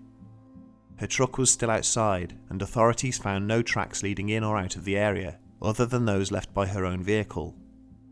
She was of a sound mind and had a loving family. It seems unlikely that she would have just left in the middle of the night for no apparent reason. Stephanie was never seen again, and her disappearance caused the provincial government to change the way lookout towers operate throughout the region. Yeah. Charles McCullough was a 19-year-old amateur.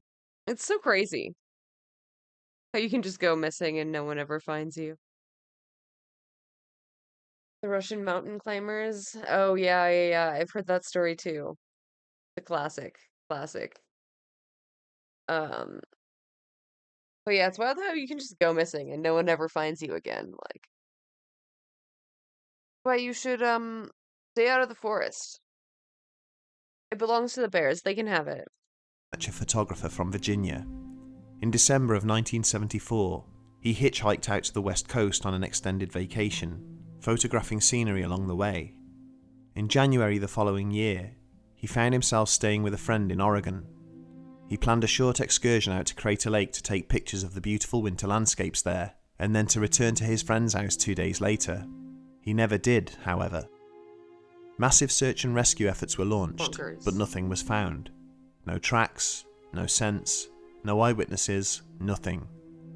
A year later, a couple of hikers located a backpack 12 miles off the trailhead, and after being examined by authorities, it was determined that it belonged to Charles. Park rangers got a horse patrol out to the same area within hours, and shortly afterwards, they found McCullough's body. Or what remained of it. The scene was strange to say the least.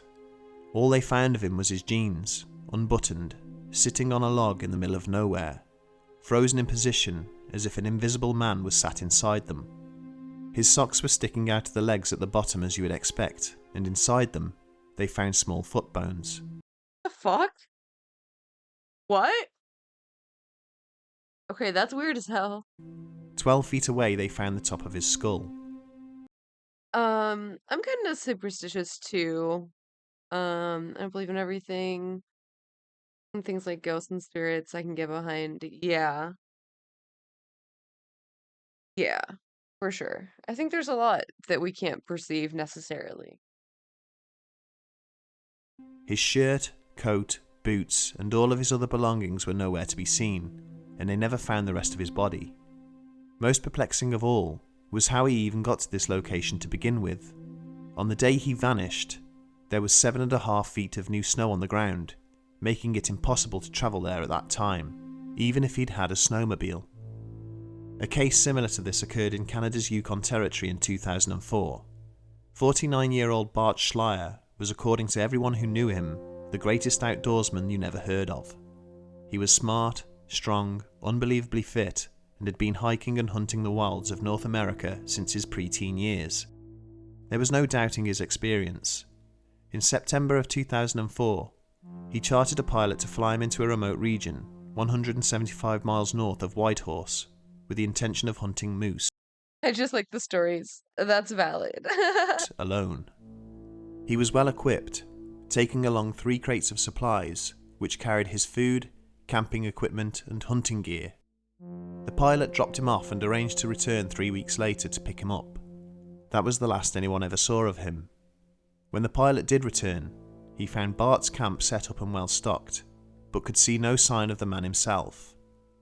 The RCMP mounted an extended search of the area and eventually found a few of his teeth and shards of bone on the ground about 60 feet away from his camp. Not too far away from these remains, they found his dry bag on the ground, indented as if he had been sitting on it, and his hunting bow propped up against a tree. Examination of bear and wolf scat in the area ruled out the possibility that he had been eaten by a larger animal, and friends are quick to dismiss this anyway, saying that he was far too canny an outdoorsman to have been surprised by a bear or some other large predator. Besides this, there was no disturbed ground or snapped branches indicating any signs of struggle, and authorities queried. I mean, anyone can be surprised by a predator. Cats, especially. Like, big cats are sneaky as fuck. If he had in fact been taken unawares by a bear or wolf, why had the supplies at his camp not been raided? Another strange case 2 years earlier in 2002 centred around a 20-year-old surveyor from Ellerslie, Georgia. Christopher Tompkins was working as part of a 4-man crew near dense woodland in Harris County. At the end of the day, the team headed back to their vehicle and was walking along Warm Springs Road, a straight highway which is bordered by woodland on both sides. Each crew member was walking roughly 50 feet apart, and Christopher was last in line. Within a few seconds he had vanished. His colleagues went back to the point he was last seen and found around 12 cents in coins on the ground. They also discovered one of his work boots snagged on the barbed wire fence lining the road. That's so fucking random. 12 cents. What? What? Sudden onset psychosis, especially from stories taking place in higher altitudes? Yeah, for sure. Yeah, like just like general hallucinations, just from like dehydration alone can do it. As well as fibres from his work trousers. Despite a wide-ranging search involving hundreds of people, Christopher was never found. Several months later, his other boot was located by the property owner near a swamp 900 yards from where he vanished. The fact that they found the contents of his pockets on the road suggests that he had been turned upside down. Todd Geib was a 22-year-old man from Casnovia, Michigan. On the night of the 11th of June 2005, he attended a keg party with his cousin, but left at around 12:30 AM because he was feeling tired. He hadn't drank much, but decided to walk home as he preferred not to take the risk of driving whilst under the influence. At around 12:51 AM, he called a friend and was heard to say, "I'm in a field," before the call suddenly cut off. The friend called him back, but heard only heavy breathing and/or wind before the call cut off again. Todd then tried to call his friend back 2 more times, the last attempt being at 12:57 AM, but nothing else was heard from him that night. The next day, he failed to show for a family gathering, which was completely out of character for the young man, and when it was discovered I'm in a field, and then it just cuts out. That's ominous as fuck. that no one else had seen him after the party, his concerned parents reported him missing. A huge search took place, involving over 1,500 volunteers and helicopters equipped with infrared. Lakes and swamps in the area were dragged and dived, but nothing was found. It was as if Todd had simply dropped off the face of the earth. 3 weeks later, on the 2nd of July, a couple walking along the shore of Oban Hall Lake saw something out in the water. It looked like a man standing upright, his head and shoulders bobbing on the surface of the lake. It turned out to be the body of Todd Geib. The location where he was found shocked everyone, as the lake had been searched multiple times in the intervening weeks, and it was in completely the opposite direction to where he had been heading. The cause of death was listed as drowning whilst under the influence of alcohol, but no water was found in his lungs, and his blood alcohol limit was relatively low. So who or what is responsible for these killings and/or disappearances? Paulides is reluctant to single out any particular culprit or cause, but he has indirectly hinted at several possibilities. Why did they say it's drowning if there was no water in its lungs? I don't get that. And the tone of his books is highly suggestive of something out of the ordinary. Skeptics have largely disparaged Paulides' work, arguing that oftentimes he deliberately omits certain details which do not fit his narrative, and that there are rational explanations for every single one of these cases. Their reasoning includes animal attacks, a serial killer or possibly even several, people becoming disorientated and injured, people having a desire to intentionally disappear or commit suicide, drug dealers or drug manufacturers conducting business out in the wilds and killing those who stumble upon their operations, quick or sudden death due to illness or exposure. Animal attacks will always leave telltale signs such as blood. Those are all very possible. Pieces of flesh, torn clothing, tracks, scents, and... When he was young, he couldn't swim. He fell into the lake and he couldn't swim. He could jump high enough to take gulps of air. He did that for hours. Holy. Dude. It's a miracle that he lived. Holy shit. signs of a struggle having taken place, such as snapped branches or disturbed ground. None of the cases Paulides presents show any evidence of such, and therefore he rules this out as a possibility. The same can be said for serial killers. It is highly unlikely that they would fail to leave any trace of them having been there. Becoming lost and disorientated is indeed plausible, but many people who disappear are highly familiar with their surroundings and have either hiked or hunted those locations countless times before. And even if they do get lost, why do organised search parties, sniffer dogs and helicopters with forward-looking infrared still fail to find them? In all of these cases, the individual Nicknamed Corky kept popping up like a cork. Oh, were of a sound mind as far as any of their friends or colleagues knew, so this makes suicides unlikely, although not implausible.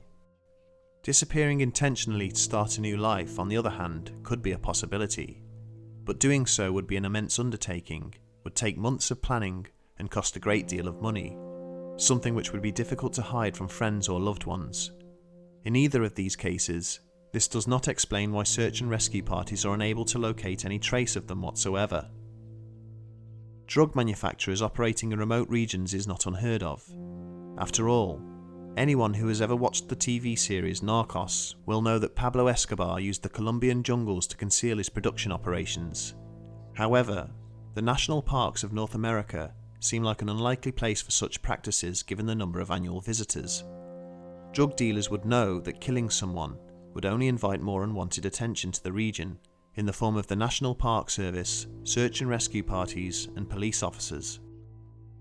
Finally, succumbing to some underlying illness or injury sustained whilst hiking is probably the most likely cause of these disappearances.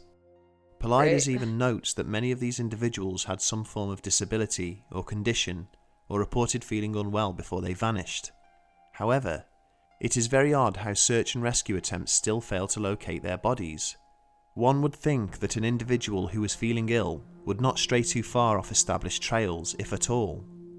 Depending on the nature of an injury, accident victims would not be too difficult to locate either, especially with the help of sniffer dogs and search helicopters equipped with infrared. So when all of these explanations have been exhausted, what are we left with? Paulides is mystified by the apparent commonalities between each case, such as the fact that instances where dead bodies are found, they rarely find the victim's shoes or boots, or they are in a state of undress, and a satisfactory cause of death is rarely established. Of course, some people have suggested that these disappearances are the result of something paranormal or supernatural. Theories have ranged from woodland spirits to large cryptids such as Bigfoot or the Dogman, alien abductions, people slipping through interdimensional portals, and even certain plant life activating some form of defense to human presence.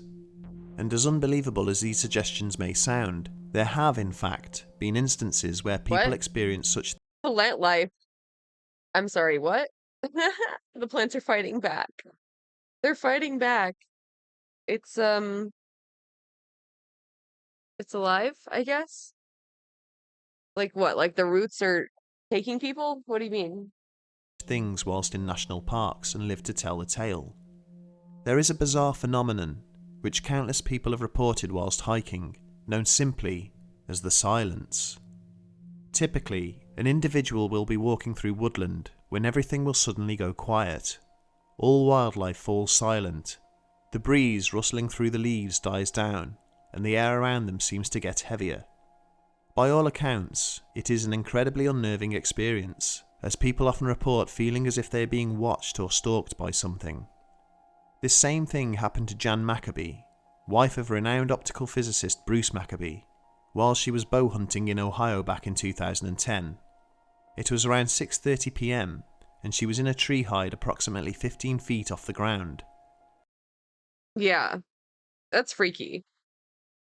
I do feel like I've experienced this. I don't know.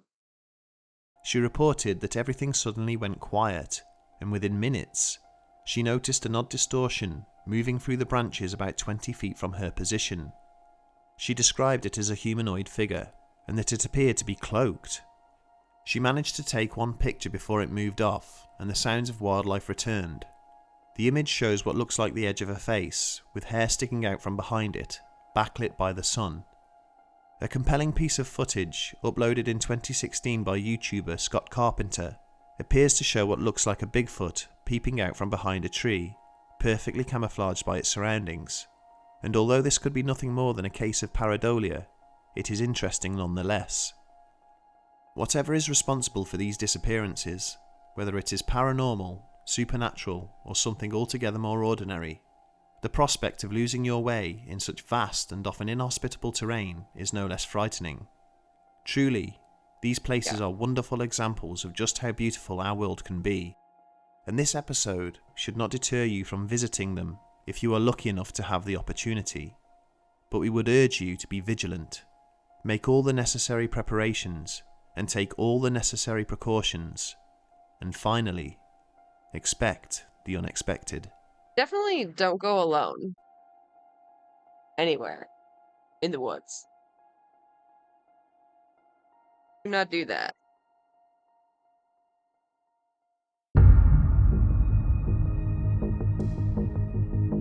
Richard Wilde. Well, what?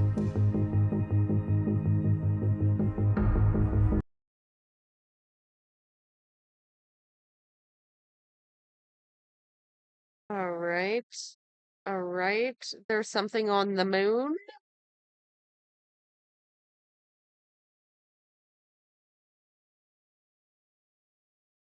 Yeah.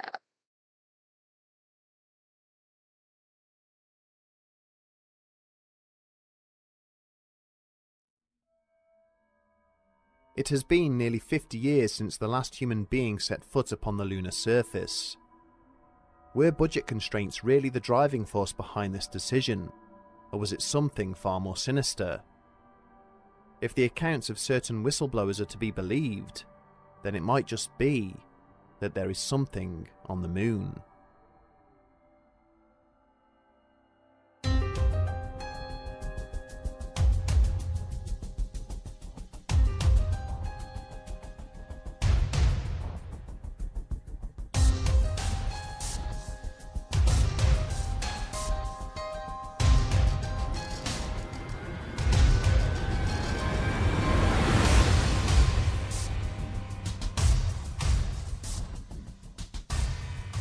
The Boys of Yuba County. Interesting. I don't think I've heard that one.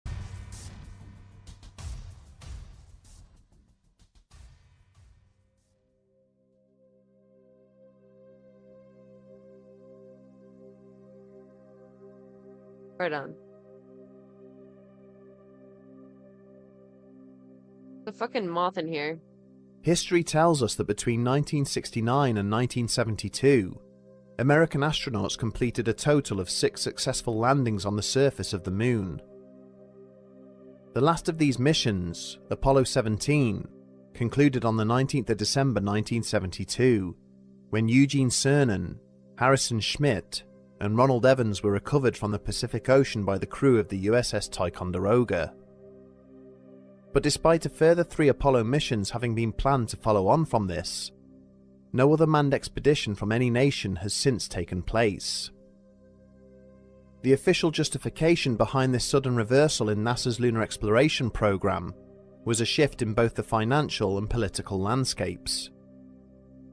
At the height of the Cold War, America's victory in the space race, being the first major power to achieve a successful manned landing, provided Richard Nixon with the prestige and propaganda he needed over his Soviet rivals.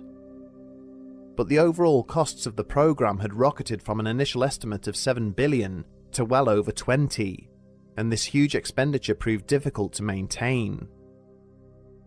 The technology available at the time only allowed for a period of mere hours on the moon's surface on each occasion, and with no natural resources or significant scientific material forthcoming from the first few trips, NASA found it impossible to secure the funding needed to carry out what remained of their program.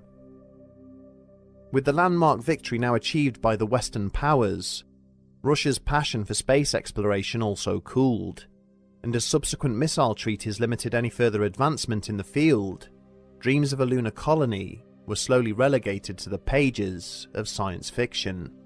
Sad. I want to colonize the moon.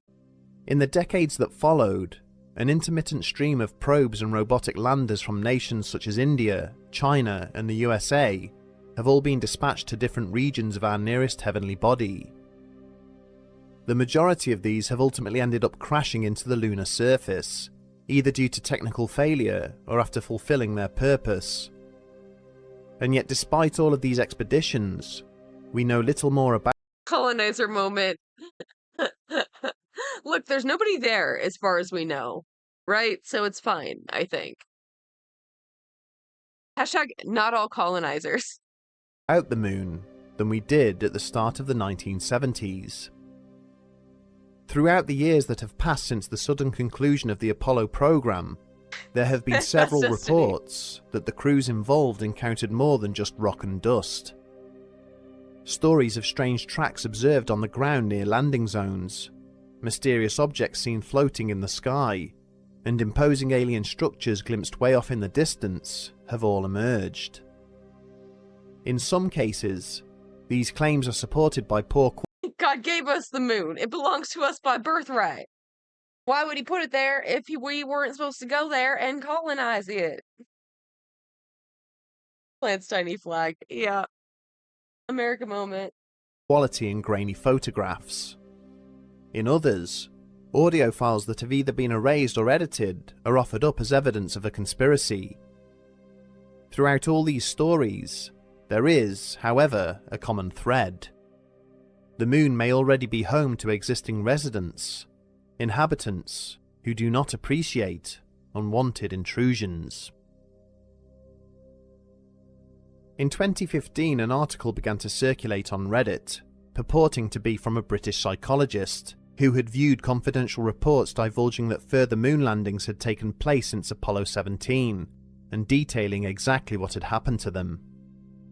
And whilst there are many aspects of this alleged testimony that are either impossible to verify or comfortably easy to debunk, there are elements of it which commentators claim add credence to similar tales surrounding NASA's official landings. The anonymous source claimed that the astronauts of Apollo 17 had not travelled far from their landing site when they came across the shattered remains of another landing craft. In addition to the severely damaged vehicle itself were the bodies of a number of cosmonauts, all of which appeared to be Soviet in origin. But it was not the unexpected appearance of this debris field that most shocked the astronauts. More that all of the wounds and damage inflicted upon the victims seemed to have been caused by a physical assault of some kind, rather than any form of decompression or collision impact. The hull of the Russian spacecraft had been repeatedly torn and punctured by an unknown source, with the glass faceplates on the helmets of the dead cosmonauts all smashed in an identical fashion. The American crew had immediately returned to their lander and requested permission to lift off again, only to be told that they had to remain on the ground for several more hours due to technical issues. Damn. During this time, they sent increasingly panicked radio transmissions, claiming they could see shadowy figures moving around on the hills outside, gradually making their way closer to the module. Oh shit. This Wait, psychologist there is someone detailed there? that there was a joint British and Russian mission to return to the crash site in 1989, and that he had been asked to assist with debriefing the crew of this expedition when it returned home. The Russian lander successfully arrived in the vicinity of Apollo 17's landing zone in December of 1990, only for the crew to be attacked by unknown entities. Again? This attack was watched in disbelief by their controllers at the Okhotsk launch site, Shit. before all contact with them was lost. Is the surface of the moon littered with the remains of previous landings, the existence of which has been covered up by the nations who secretly dispatched them there? There is evidence that Russia has yet to disclose the full extent of their endeavours in this direction. Personnel records of cosmonauts involved in the program were allegedly altered to hide the deaths of pilots involved in failed missions, and amateur radio enthusiasts claim to have monitored desperate transmissions from dying cosmonauts whose craft malfunctioned in orbit. Whilst orbiting the moon during May of 1969, Apollo 10 crew members Gene Cernan and John Young reported that they could hear strange noises emanating from the surface below. This phenomenon consisted of an eerie whistling sound, which the two men described as outer space music. Their controllers were at a loss to explain what the Outer space music? Wicked. I want to hear it. astronauts were hearing, and it is only in later years that the incident has been attributed to feedback generated between VHF transmitters situated in different parts of their spacecraft. Another strange tale surfaced after the conclusion of the Apollo 15 mission in July of 1971. Transcripts of radio transmissions which took place whilst crew members David Scott and James Irwin were outside their lander reveal that they stumbled across what appeared to be vehicle tracks at the base of Mount Hadley. They described these impressions as linear. The 1996 rocket launch in China that ended in tragedy. I don't think so. Running from east to west, and totally uniform in nature. And yet, one of the most defining features of Apollo 15 is that it was the first expedition to be equipped with an experimental lunar rover. It is, however, the claims that the crew of the iconic Apollo 11 mission reported multiple Veered sideways and hit a nearby village. Oh my god, that's so fucking sad. Oh, so scary. Oh god. sightings of unidentified spacecraft and structures on the moon that have most captured the imagination of conspiracy theorists. The first of these encounters was reported only 3 days into their mission, when Commander Neil Armstrong requested clarification of where the third stage of the mission's Saturn V rocket was in relation to the main vessel. After a 3-minute delay, he was informed that the Jettison rocket housing should have been situated 6,000 miles behind the lunar module, which was still travelling away from Earth and towards the moon. Armstrong's subsequent reply to this information would create a ripple of confusion and uncertainty amongst the mission controllers. He had been notified by colleague Buzz Aldrin that something was travelling on a parallel course alongside 200 to 500 people lost their lives, and that was covered up. Holy shit. That's fucked up, man. Hi, Riot Vision. Welcome. their ship. Armstrong described the object as metallic, shaped like a cylinder, with what appeared to be a light source emanating from one end. After he had lost sight of the mysterious object, he had again asked NASA for clarification, and was informed it was possibly a loose piece of metal panelling, which may have been blown clear of the main booster. An even more disturbing radio conversation is believed to have taken place between Armstrong and the Houston Control Center in the immediate aftermath of his arrival on the moon. During a 2-minute period, where transmissions between the mission and its controllers had apparently failed, it is alleged that Armstrong had continued to transmit on a secondary radio channel, designed to monitor the health and welfare of the astronauts. Although not heard by the general public, it is claimed that transcripts from this channel show that Armstrong reported he could see metallic objects at the edge of a nearby crater. He described Release the tapes! Buildings that led down under the moon's surface, and what appeared to be metallic vehicles parked up in lines outside these constructs. Although he supposedly took many pictures with his chest-mounted camera, these images have never been published. As he was ordered to withdraw to the lander, he was then asked if he had managed to deploy the scientific equipment he had been tasked with. He replied that he had, but was concerned that the occupants of the craft he had seen were observing him and would easily remove the items he had just positioned. In the years since the Apollo 11 mission, a number of witnesses have come forward claiming that when they had challenged Armstrong on the sighting in private, he had freely admitted it to them, on the grounds that they did not record the conversation. He is alleged to have expressed great apprehension and fear about the craft he encountered, believing that they were trying to actively warn humans away from any further exploration of the moon. Dude, what? What is the source on this? What?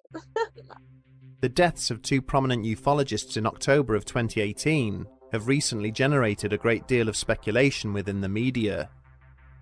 Although apparently unrelated, both men were former members of the United States military and had risen to prominence on the basis of allegations they had made regarding NASA and how it had concealed evidence of extraterrestrial life on the surface of the moon. Bob Dean had served as a sergeant major in the US Army and had spent the majority of the 1960s stationed at various military facilities on the European mainland. During this time, he claimed that NASA had secretly destroyed up to 40 rolls of film which had been shot by the astronauts of the Apollo 11 mission. So underhand were the tactics allegedly deployed by the space agency, Dean often joked at the acronym Nothing on the moon but water bears. Yeah, I don't know. It's fun to think about, I guess. If there were aliens, like, they probably would have come here, right? I don't know. I don't know, man. secretly stood for, never a straight answer. In addition to this claim, Dean also stated that during his time in the army, he had read a top-secret dossier which evaluated the potential threat. A water bear? Yeah. I forget the real name for it, but it's the little... They're cute. A little insect guy. I don't know what the fuck. Tardigrade. Yep, that's the one. Little space bug guys. Adorable. Threat to humanity by extraterrestrial invaders. This document contained photographs of a number of downed alien spacecraft, and the findings from the autopsies which had later taken place on their pilots. Within a week of Dean's death at his home in Tucson on October the 11th, authorities in Lansing, New York, were called to the scene of a fatal traffic accident. A 74-year-old cyclist named Carl Wolf had been crushed to death when he had been hit by a tractor. Not only was Wolf a former US Air Force sergeant, but he was also a whistleblower who claimed to have seen terrifying evidence proving there were indeed aliens on the moon. In 1965, Wolf had been stationed at Langley Air Force Base in Virginia, specializing as an electronics technician. His primary duty was the evaluation and repair of various photographic systems which had been deployed by the Air Force during the Vietnam conflict. But one day, he found himself temporarily reassigned to NASA's Lunar Orbiter project. Wolf described how he reported to a nondescript hangar on the far side of the base, which was largely occupied by scientists and translators dressed in civilian clothing. He was led to a room where he met another airman, who explained that NASA was having issues producing photographs from the most recent lunar mission, as one of their developing machines was malfunctioning. Having worked with his colleague to locate and rectify the fault, Wolf was amazed to see a series of images from what appeared to be the lunar landscape, complete I love the images too. Yeah, they find some cool artwork. I like it. with a whole city of mysterious alien structures. He described having seen towers, domes, and mushroom-shaped buildings, all allegedly situated on the dark side of the moon. The NCO had been stunned by what he had witnessed, and had fully expected that he would be hearing about the discovery on the evening news. But as weeks turned into months, he eventually realized that the government had no intention of revealing the existence of the alien city to the world. In 2001, along with 20 other former servicemen and intelligence officials, he finally went public with his story.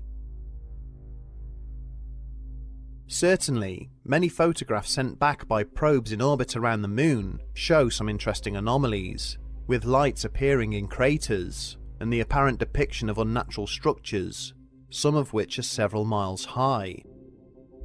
There are also those who assert that the moon may not even be a natural satellite at all, at least not in the most conventional sense. Some commentators believe that the surface of the moon is merely an external shell for something far more sinister, such as The fuck? Oh my god, it's a giant spaceship. Oh my god, the aliens were in there all along. Of course. space station or gigantic alien spacecraft. The claim is similar to that of the Hollow Earth theory, whose supporters believe that there is a Hollow vast moon. network of tunnels and caverns under the Earth's surface, which humanity is unaware of.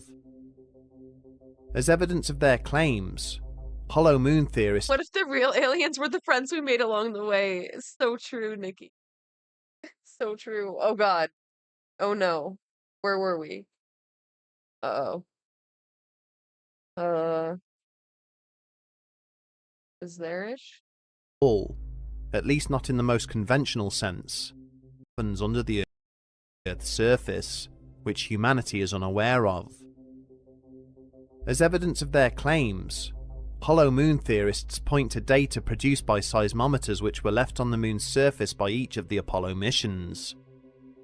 Between 1972 and 1977, these instruments recorded a series of geological movements underneath the lunar landscape, all of which varied in scale and intensity.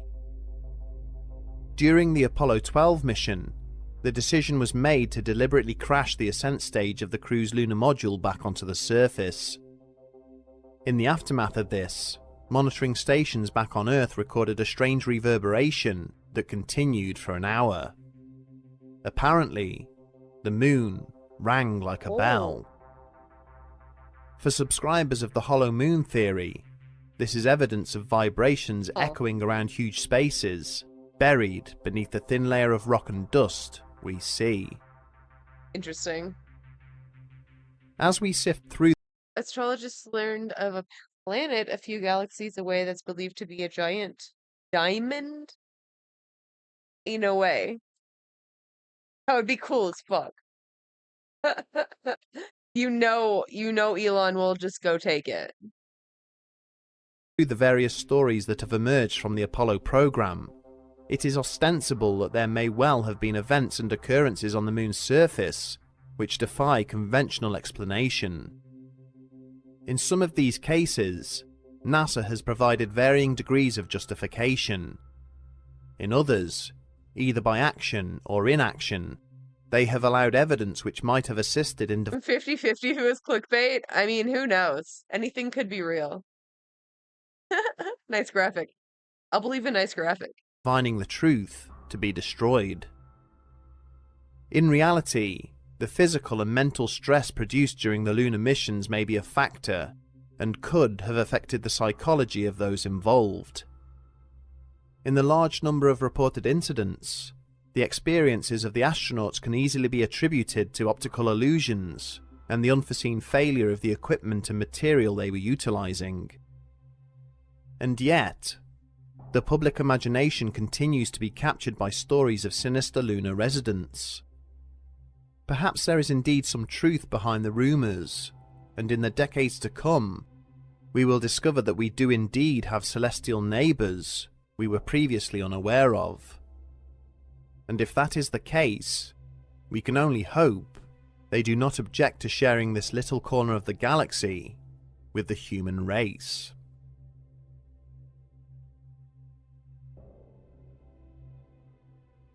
I want the truth about aliens.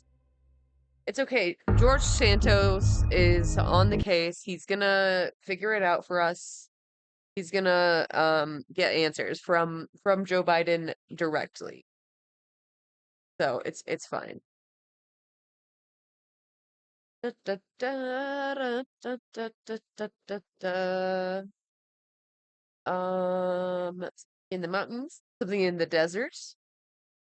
Uh-huh. Is this good? Oh, America's Dyatlov Pass. I don't think I've heard that. Dang. Truth is out there, I believe. This is like one of the best Rhizome emotes. It's so good. I love his fucking emotes. Channel alive.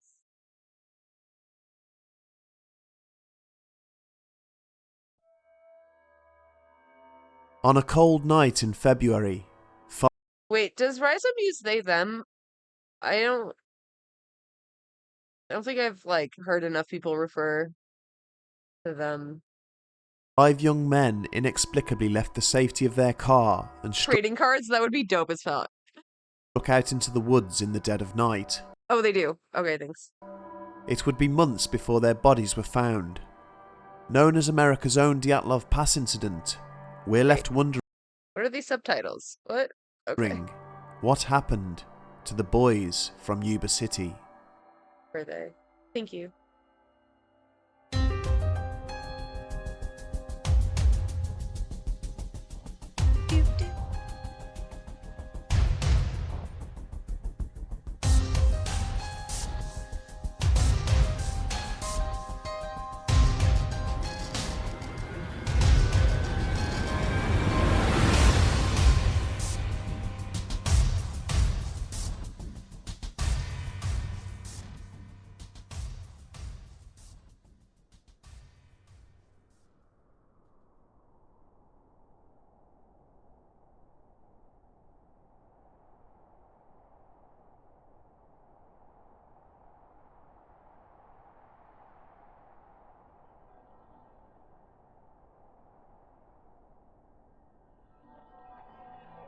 I really like this channel.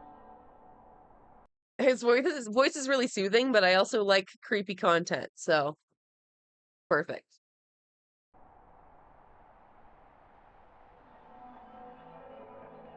A nauseating, sickly sweet smell hung in the air as the riders pulled off the main trail and entered the deserted camp.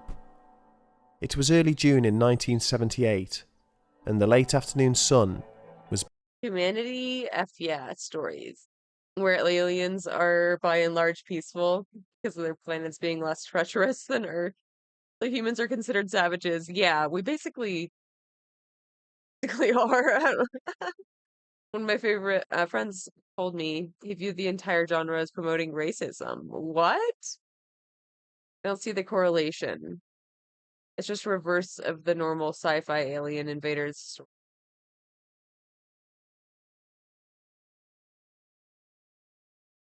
Promoting racism.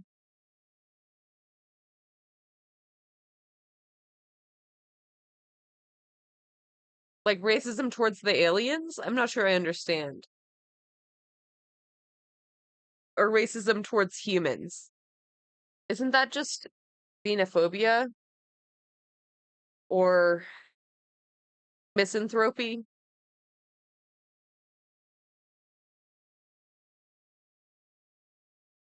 I mean, I guess I can see the parallel. Kind of. Where, like, if the aliens are, like, the civilizing, like, logical force on the savages, like, that's the same, like, sort of narrative that, like, colonizers use to justify stealing people and land and resources. So I guess in that way, yeah, I think it does depend on how it's done. bathing the stunning Californian wilderness in an iridescent light and warmth. They had been travelling all day and had decided to pull over for a rest and to investigate the curious cluster of abodes tucked away in a cul-de-sac just beyond the tree line adorning the mountain road. In front of them sat a large trailer which was surrounded by 4 smaller ones. It was a US Forestry Service station.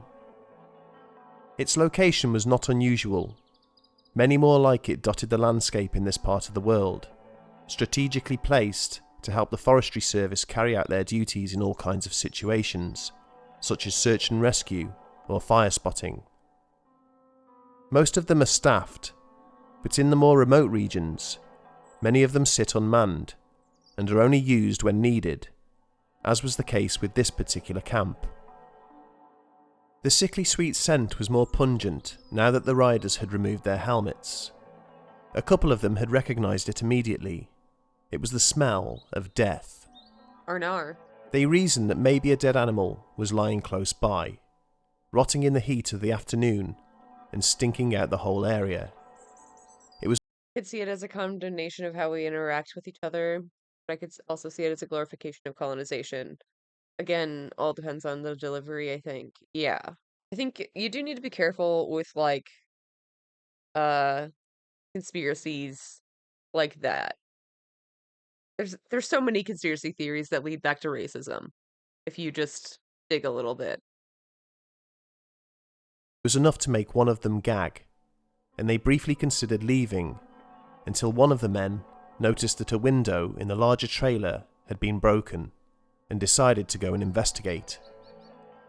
Looking in through the pane of broken glass, he could not see anything of interest, just a number of cupboards and work surfaces, seemingly untouched. Surprisingly, the door to the trailer was unlocked, and after some deliberating, the rider decided to enter, but nothing could have prepared him for what he discovered inside. Lying on a bed at the rear, under 8 winter blankets and a swarm of blowflies, lay a dead body. What none of the men present that day realised was that they had just stumbled upon what would become a truly heartbreaking enigma, which you, the viewer, has probably never heard of. Authorities en route to the scene already had a hunch regarding the identity of the deceased individual, and upon arrival, their worst fears were confirmed. It was the body of one of 5 young men who had gone missing earlier that year in February. But much of the evidence in front of them just didn't seem to add up. In fact, as the full story unfolded, it would turn out that hardly anything about this case made sense at all. And in time, what we would be left with is a thought-provoking mystery which has come to be known as America's very own Dyatlov Pass incident. With that in mind, we take you back to the very beginning, the early evening of Friday, the 24th of February, 1978. The day had been chillier than usual for the residents of Oroville in Northern California. It was 5:30 p.m. and 25-year-old Gary Dale Mathias was sat at his kitchen table eating dinner. Between gulps of his meatloaf, he looked out of the window at the empty street in front of his house with an eager expression. He must have felt tremendously excited about that night's prospects. For several days, he and a group of friends from the nearby town of Yuba City had been planning to watch a basketball game at the California State University in Chico.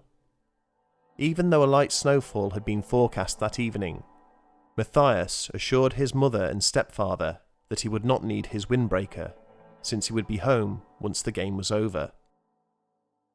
Earlier that evening, 32-year-old Theodore Earl Weir had come rushing downstairs for dinner, which he consumed at an alarming rate. A few minutes later, he heard the sound of a car pull up outside and honk. Weir instantly rushed out of the door after insisting to his grandmother, Imogen, that he too would Imogen Heap? Cog. not be needing his coat that night. In the driveway, he found Jack Anton Madruga, 29, sitting behind the wheel of a 1969 Mercury Montego. In the passenger seat sat his other friend, Jackie Charles Hewitt, who was 24, and sitting in the back was 27-year-old William Lee Sterling. Weir jumped in the vehicle and he and his friends set out for Oroville, where they picked up Gary Mathias. From there, they headed out on a 2-hour-long journey Oh, this is the Try Guys. towards Chico, on what promised to be an eventful evening of sports and cheerful Okay, tell me that doesn't look like Keith, though. It looks like Keith from the Try Guys. Maybe with darker hair. exuberance. Each of them was an avid basketball fan, and they loved to watch both local and televised games whenever they got the chance. They even played as part of a team themselves, the Gateway Gators, and in fact, had a match set for the very next day the 25th, the latest in a series of regional tournaments which would qualify them for the upcoming Paralympics. They were promised a free trip to Los Angeles if they won the game. An aspect which made this case especially poignant was the fact that all 5 men were either intellectually disabled or suffered from mental health issues. They attended the Yuba City Gateway program, a vocational rehabilitation centre where they learned trades whilst playing on the centre's basketball team. Ted Weir was the oldest, yet had the mind of a child and had a natural friendliness about him, which he often shared with the deeply religious Bill Sterling. At his family's insistence, he had recently quit a job working at a snack bar due to concerns that he was unable to handle the high-pressure workload. Jack Hewitt, on the other hand, was the shortest of the group, standing at 5 feet 9 inches. His head drooped slightly, and he found it difficult to respond clearly in social situations, but when comfortable, he had a natural cheerfulness and got along famously with his friends. Weir and Hewitt were described as inseparable and went almost everywhere together. The older man took protective care of his younger friend and would often make phone calls on his behalf. Jack Madruga had graduated high school and served in the army in Vietnam, but was discharged after a medical evaluation. Although not diagnosed as intellectually disabled, he was generally considered slow by his acquaintances. Despite this, Madruga was Okay, that's just kind of mean. competent enough to possess a state driver's license, and loved driving. He wasn't diagnosed as intellectually disabled, but his friends, they called him slow. Okay. I feel like you just added that to like fit your narrative of like, oh, they're all neurodivergent, see? His cherished Montego almost as much as he loved playing basketball. Like Madruga, Gary Mathias had also enlisted in the army and had been stationed in West Germany, but following a drug-related breakdown in 1973, he was diagnosed with paranoid schizophrenia and honourably discharged. For this reason, he had been taking prescribed medication for nearly 5 years. In that time, his From what I'm hearing, it sounds like there's a handful of very based draft dodgers. That's all I see. condition had improved greatly, and he had even managed to hold down a job, working for his stepfather's landscape gardening service. Finally, completing the group was Bill Sterling. Like Ted, he also had the mind of a child, and rarely left the house for anything other than church, basketball, or attending the The program. last guy in the group looks like the kid who played the Joker in the series Gotham. I don't think I've seen it. Ted would often phone Bill to read him bizarre newspaper articles or repeat amusing names found in the phone book, which both of them found highly amusing. Sterling also devoted time at the local hospital, reading Bible verses to patients on the wards. During the ride, the 5 friends talked amongst themselves. Conversation was largely centred around their upcoming match. Their parents had laid out their kit on the evening of the 24th, ready for their big game the next day.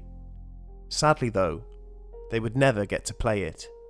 For that night, a mysterious sequence of events would seal an inexorable fate in which none of them were ever seen alive again.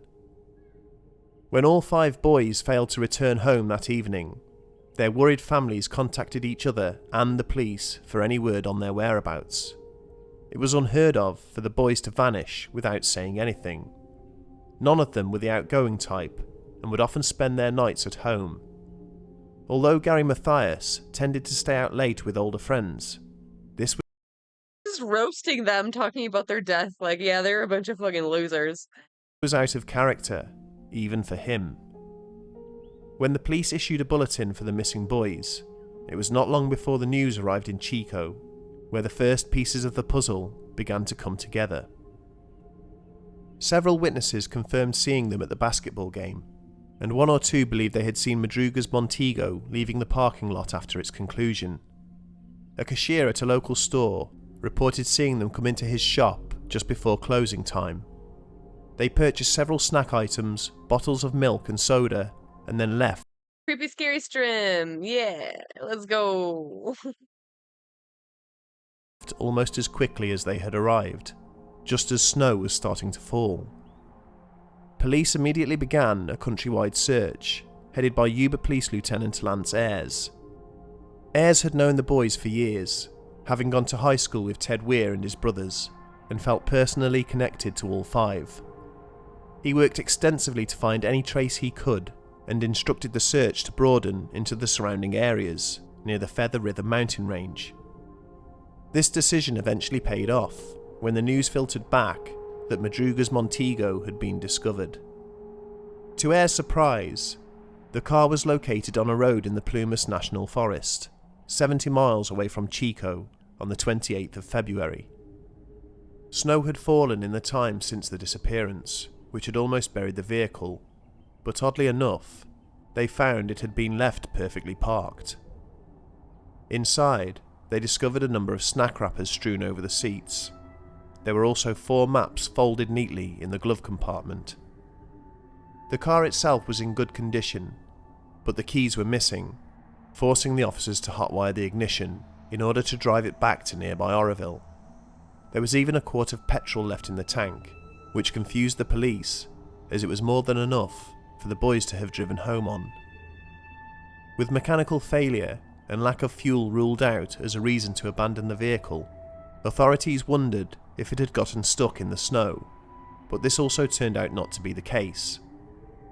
Further attempts to search the area were halted by another snowstorm later that night, and the search was reluctantly delayed until the spring. For Ayres, the investigation became an obsession, and with each passing day... Yeah, dude, disappearances are so fucking weird. There's like ones like this where it just doesn't make any sense. There's just no trace, no sign at all. I mean, in the beginning, he was saying that, like, I think 3 of them were discharged from the military. So this may have been like, you know, they were all faking their death to avoid getting drafted again. Like, I don't know. And no word on the boys, he became increasingly determined to find them. To this end, What he a and their fucking families pursued every angle Weasley they little could, liar, dude. True. Even offering rewards for information on their whereabouts. Phone calls came in daily, but most were unconfirmed sightings by unsure citizens, ranging from as far as San Francisco, Arizona, Ontario, and one which even claimed the boys were spotted in Florida. With each frustrating phone call, Ayres was becoming convinced that no one would ever see them again. And just when that possibility was seeming more and more likely, a breakthrough finally occurred on the 4th of June, when he received a phone call from the group of motorcyclists at the US Forestry Service camp. The body found inside the trailer was identified as that of Todd Weir, who looked to have died from exposure, despite having been wrapped in several layers of blankets.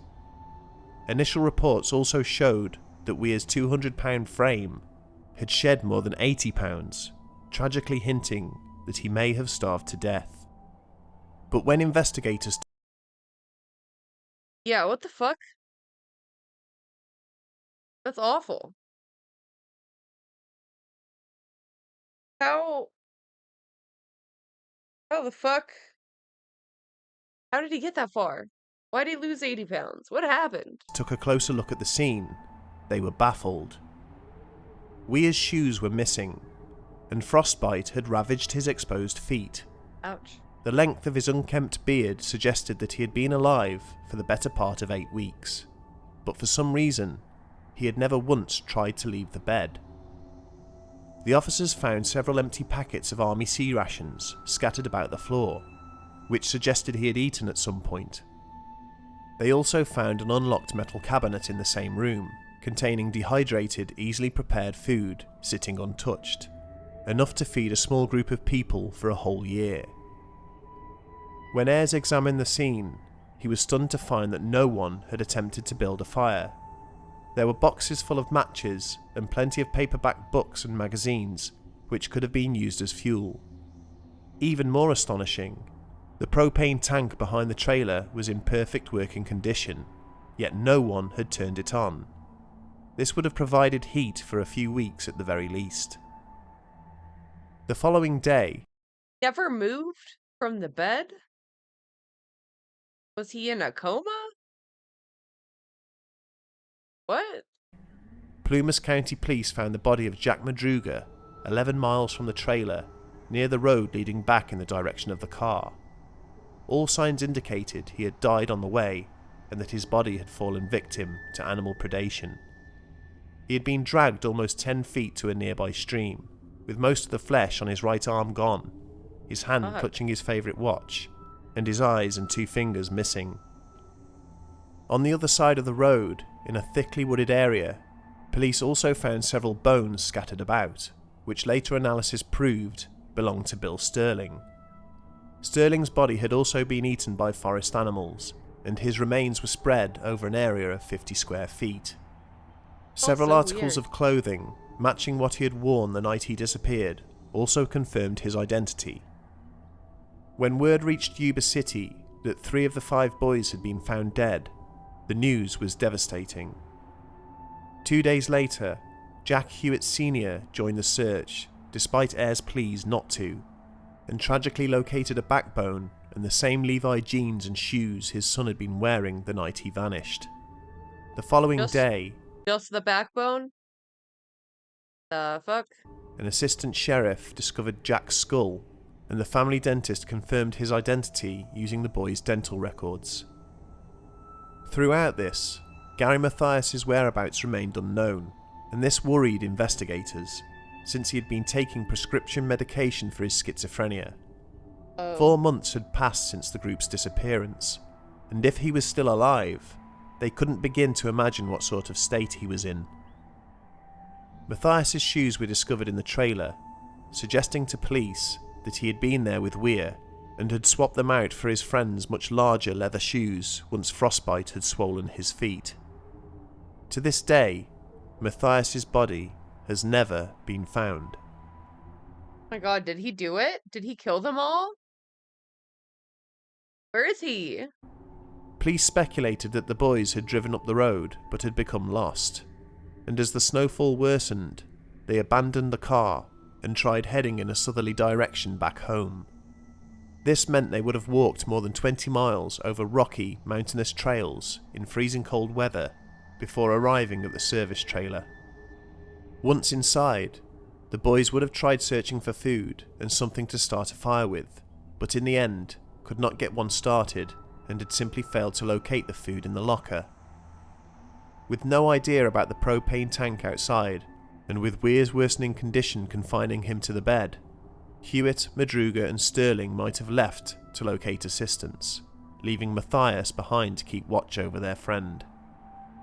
If they had left around the time the blizzard hit on the 28th of February, it would have been their last mistake, as none would have made it back alive. If Mathias had indeed stayed behind, with no word from the other 3 men, he might have set off at a later time. A quarter of a mile northwest of the trailer, officers found 3 blankets and a rusted torch. They speculated that Mathias might have gone out to locate his friends and give them the blankets, but got lost in doing so and succumbed to the elements, although there was nothing to substantiate this. Needless to say, the question on everyone's lips was why had they driven up that mountain road in the first place? It was not on the same road connecting Chico to Yuba City. None of the boys had ever travelled on that road before, nor would they have been familiar with the area, despite the fact that Weir and Sterling had been on hunting trips to nearby trails as children. Just how had they ended up there of all places? Madruga's mother would later claim that someone... Trying to smoke weed probs, yeah. Probably. Or something, you know. Have a few brewskis out in the forest. It is, crazy. Like, in total whiteout conditions, like in a blizzard, you really can't see shit. You cannot tell where you are, where you just came from. You do not know where anything is. It's very disorienting. or something chased them up that mountain trail. But she couldn't believe that anyone would have gotten the upper hand on them. Although they had their disabilities, they were 5 very strong, able-bodied men who could more than handle themselves. Police questioned what had compelled them to leave the But they were big, strong, able-bodied men. What happened? What could have possibly happened? relative safety of a perfectly operable car and trek for 20 miles through a forest on a freezing cold night in the first place. They also wondered why, upon reaching the trailer, the boys had not tried to start a fire or ransack it for supplies, unless they were trying to hide. But hide from who? Or what? Given their intellectual disabilities and mental health issues, it has been suggested that maybe they just didn't understand how to cope with the situation. But if Matthias, and to an extent even Madrid... Are you suggesting that they're so stupid that they didn't know that they need to be warm? You know when you're cold. Everyone knows basically how to start a fire. You know? It's not that hard. Unless you have, like, wet wood or something. Like, I don't know. And there was a propane tank, so, like, something. Could have done something. Druger, who had both served in the army, had been with them, then surely they would have been more capable and should have known what to do. Unsurprisingly, rumours of foul play surfaced around the time the bodies were discovered, and one person's account on the night of their disappearance might shed some light onto the sequence of events.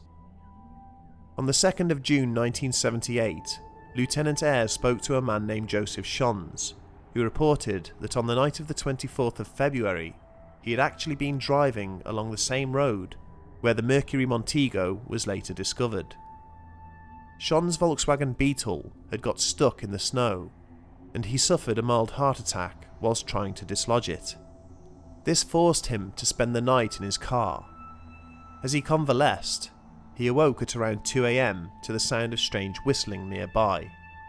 He looked out of the window and reported seeing several men and a woman holding a baby, backlit by a pair of car headlights, about 100 feet away.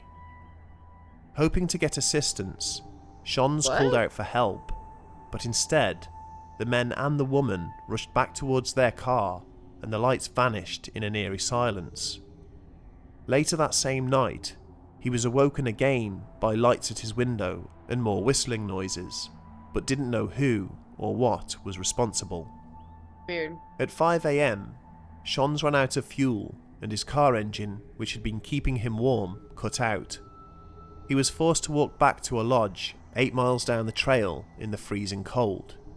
Along the way, he noticed the Montego sitting quietly on the road, but thought nothing of it at the time. Schons' story appeared to fit with several early reports of men allegedly confronting the 5 boys in the parking lot at Chico University. People at a nearby lodge in Brownsville believed they had seen the boys stop by to make phone calls, but without proper leads and no further information, his testimony did not lead to anything further. Yeah, I mean, very strange. Like, who's the woman and the baby? What? Is that a different group of people? There is speculation that not everything was as it seemed, and if closer examination of the evidence is made, a much darker picture is painted. Posting on a blog in late 2017, a person claiming to be Hewitt's sister-in-law relayed several pieces of information which were not reported in the press at the time. She believed that the 5 men had witnessed an altercation between a woman and another group of men at the basketball game. They had gone to her aid, which had led to a hostile confrontation. Consequently, she claimed Gary Matthias was thrown off a bridge and died from the fall, while his friends panicked and fled for their lives, ultimately driving up the mountain trail and getting lost in the woods. Another small detail, which was apparently left out of reports at the time, was that shell casings were found at the entrance to the mountain road. Had someone shot a gun at the car as they fled? If so, how do we explain the fact that the boys visited a store to buy snacks? This hardly seems like the actions of a group fleeing from an adversary, unless this happened before the chase commenced. Unfortunately, this possibility only raises more questions than answers. There have been many theories regarding what happened that night, from Matthias having a mental breakdown and coercing his friends into going up that road, to alien abduction or Yetis attacking them in the dark of the forest. As we said before, this case has come to be described as America's own Dyatlov Pass incident, and it's easy to see why. There are striking similarities between the two. Both occurred in the month of February and involved a group of people leaving the safety of a shelter, running off into the wilderness and becoming separated before dying from exposure to the elements, and with no one in the aftermath understanding why. The boys from Yuba City, although grown men, were anything but. With the exception of Matthias and possibly Madruga, they had young, innocent minds, and in many ways were just children. What makes this case so terribly heartbreaking is that we cannot even begin to imagine what their families must have felt and must still be feeling to this day, especially as the events which led to their deaths remain unexplained. Our only hope is that they rest in everlasting peace, and that one day their families get the answers they have desperately been searching for. All very strange.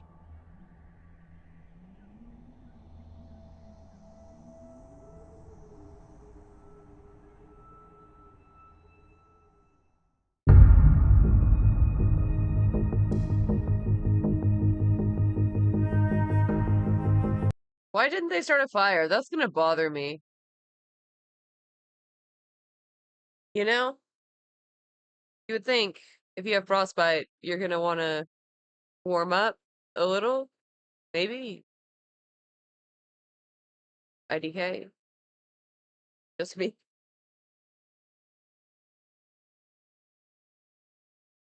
In the water. Ooh. Underwater stuff is scary. Under the ice. Oh man, there's so many.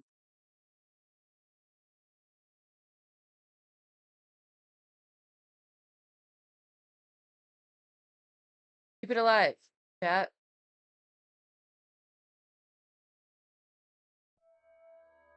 What lies beneath the rippling surfaces of our lakes, rivers and oceans? Could prehistoric predators, long thought extinct, still roam? Or huge, deep-dwelling creatures that are as elusive as they are mysterious? Truly, there is something in the water.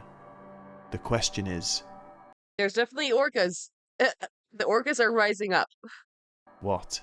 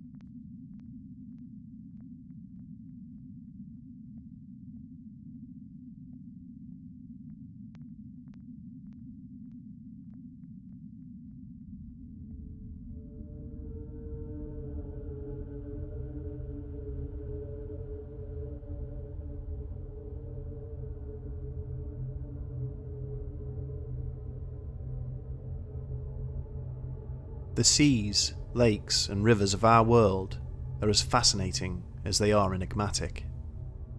Mankind has long held an affinity towards these vast bodies of water that permeate the globe. They are the lifeblood of this planet, and we, as human beings, seem to have an inveterate curiosity of the depths beneath those rippling surfaces. It's an interest that seeds our wildest dreams and fuels our darkest nightmares. We have seen but a glimpse of this mysterious realm, and in fact, more people have visited the moon than have visited the deepest parts of our oceans. Despite covering more than 2/3 of the Earth's surface, 95% of our seas and oceans remain unexplored, and of the tens of thousands of new species which are catalogued each year, a huge number of them are aquatic. The truth, it seems, is an ominous one.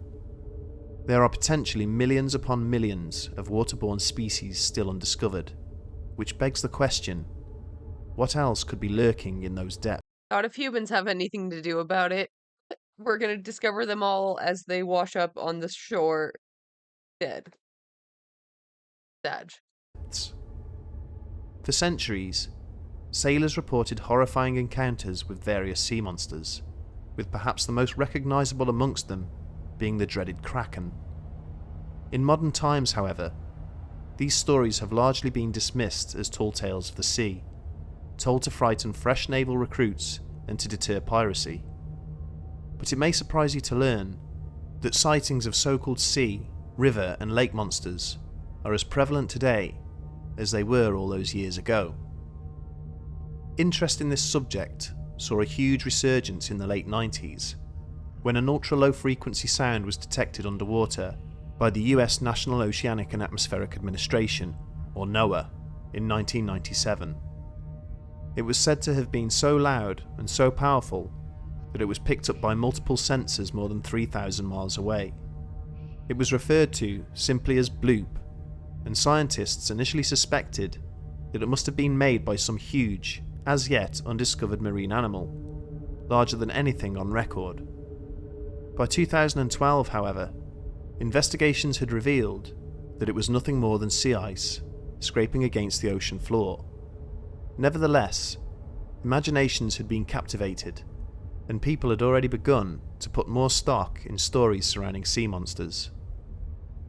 The legend of the Kraken stretches back thousands of years. Homer's The Odyssey mentions a very similar beast, but it was Norwegian writer Erik Pontoppidan's 1755 book, The Natural History of Norway, that first described one in detail. Pontoppidan wrote that according to fishermen, it was so huge it could easily drag a 5,000-ton vessel down into the murky depths, and its tentacles were long enough to pluck sailors from the deck of a ship and drown them. These tales were often taken with a pinch of salt, and no naturalist of any repute regarded them with any seriousness. However, in 1857, the legend began to move from fiction to scientific fact. A Danish naturalist by the name of Peter Steenstrup examined a large squid's beak, which had washed up on a local beach. It was 3 inches wide, far larger than any found in known specimens. He could only make estimations as to the animal's full size, but when he was later handed 2 large tentacles, which had appeared on a beach in the Bahamas, he famously declared that the Kraken was indeed real.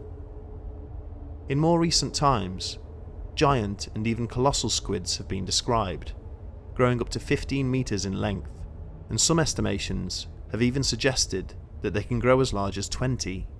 So scary. It's hard to believe, but live specimens of these huge animals were only filmed and photographed as recently as 2004. But could they really be responsible for the famous stories of old? It is unlikely, as giant squids have never been seen at the surface. They tend to stay at depths of between 800 and 1600 meters, and whilst they may look fearsome and are predators of smaller animals, they are relatively gentle creatures. It would seem that the Kraken was possibly nothing more than an exaggeration of their size and ferocity, but who knows what else is down there? After all, the legend of the Kraken was around long before we were even aware that giant or colossal squids existed, so one might question what exactly seeded this legend. In 2004, a GPS tag, which had been attached to a 9-foot great white shark, was discovered on a beach in Australia. This was just 4 months after, and only a few miles away from where the shark was originally tagged. Wildlife conservationists analysed the data contained within the tag and discovered something strange. During those first 4 months, this female shark had been habitually hunting in the coastal waters, rarely exceeding a depth of 600 feet. However, at 4 AM on the 24th of December, she was seen to suddenly plunge over the edge of the continental shelf to a depth of 1900 feet in just under 2 minutes, a speed faster than she could have swam. The initial belief was that the tag had simply detached from her body, but this was quickly ruled out. If the shark could not have swum as fast as the tag had descended, then it certainly wouldn't have sunk as fast. More importantly, during the descent, the temperature was recorded at a constant 78 degrees Fahrenheit, much warmer than the 46 degrees that was recorded when it was attached to the shark's fin. Coupled with the fact that it was sinking into much deeper and therefore much colder water, if it had simply detached, the tag should have experienced a sudden drop in temperature, but this was not the case. When the tag itself was examined, it was found to be lined with a substance believed to be stomach acid. This final clue suggested that this shark had almost certainly been killed and eaten by something bigger. The question was, what? Some people theorised that she had been attacked by a killer whale. Orcas have been known to hunt sharks, and they are certainly big enough, growing up to lengths of 32 feet. The issue with this theory, though, is the depth. The deepest a killer whale has ever been observed is a mere 850 feet, less than half the depth seen in this instance. 10 years later, in 2014, marine biologists believed they had cracked the case, stating that the culprit was obviously another, much larger great white shark, acting either through extreme hunger or due to a territorial dispute. However, this theory is not without its problems. First of all, it is extremely rare for great whites to resort to cannibalism, especially in waters that are as abundant as those found around Australia. If it was a territorial dispute, then again, this goes against everything we have learned about these huge predators. Being the extremely intelligent animals they are, That'd be crazy. That would be an absolutely fucking massive shark. What? they usually settle these disputes non-violently, through a variety of gestures and interactions. Finally, the temperature the tag recorded as it descended was not as it would be expected. At 78 degrees Fahrenheit, it was 14 degrees warmer than the highest possible temperature of a great white stomach, which is 64 degrees. These inconsistencies have led some people to believe that a megalodon was responsible, possibly the largest, most powerful fish to have ever existed, at an estimated 60 feet in length. Despite the scientific community being largely in agreement that the megalodon went extinct about 2.6 million years ago, people have contested this belief, with numerous eyewitness accounts of massive sharks from all over the globe. Whilst these sightings are mostly written off as mistaken identity, with whale and basking sharks being the most likely candidates, this has not deterred people from believing that the megalodon is alive and well and still prowling the depths of our oceans. After all, in 1875, a dragnet from British ship HMS Challenger pulled up, amongst other things, a megalodon tooth. When this tooth was dated, using a method which measures the buildup of manganese dioxide, it was found to be only 11,000 years old. One can't help but question why such a large, unchallenged predator like the megalodon would ever go extinct in any case. The megalodon isn't the only extinct species thought to still roam our oceans. In 1915, a German submarine, U-28, had a terrifying encounter with a huge marine reptile. Commander Freiherr George G. von Frostner reported in the vessel's logbook exactly what happened. On July 30th, 1915, our U-28 torpedoed the British steamer Iberian, which was carrying a rich cargo across the North Atlantic. The steamer sank so swiftly that its bow stuck up almost vertically into the air. Moments later, the hull of Iberian disappeared. The wreckage remained beneath the water for approximately 25 seconds, at a depth that was clearly impossible to assess, when suddenly there was a violent explosion which shot pieces of debris, among them a gigantic aquatic animal, out of the water to a height of approximately 80 feet. At that moment, I had with me in the conning tower 6 of my officers of the watch, including the chief engineer, the navigator, and the helmsman. Simultaneously, we all drew one another's attention to this wonder of the seas, which was writhing and struggling among the debris.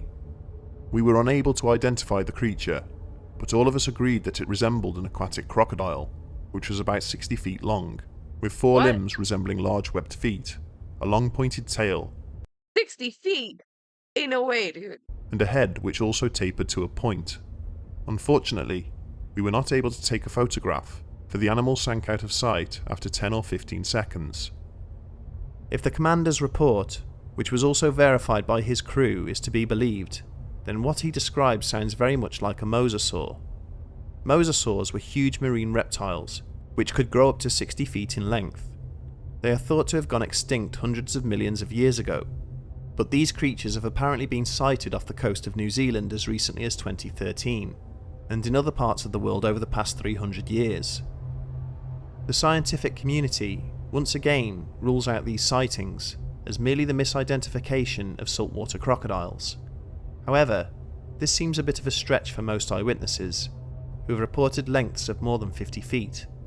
The largest saltwater crocodile on record was just under 20 feet long. But these alleged monsters of the deep are not just... I didn't even know there were saltwater crocodiles. I did not know. Fuck. Imagine, dude. A fucking crocodile. It's like the length of a yacht. Oh my god, dude. Just limited to prehistoric animalia. Towards the end of the 20th century, a Japanese whale research vessel working in the Pacific reported seeing a huge creature breaking upon the surface of the water. It was approximately 90 feet in length, white in colour, much like an albino whale, but it had a humanoid shape with a round head and tendril-like arms or fins, which were as long as its whole body.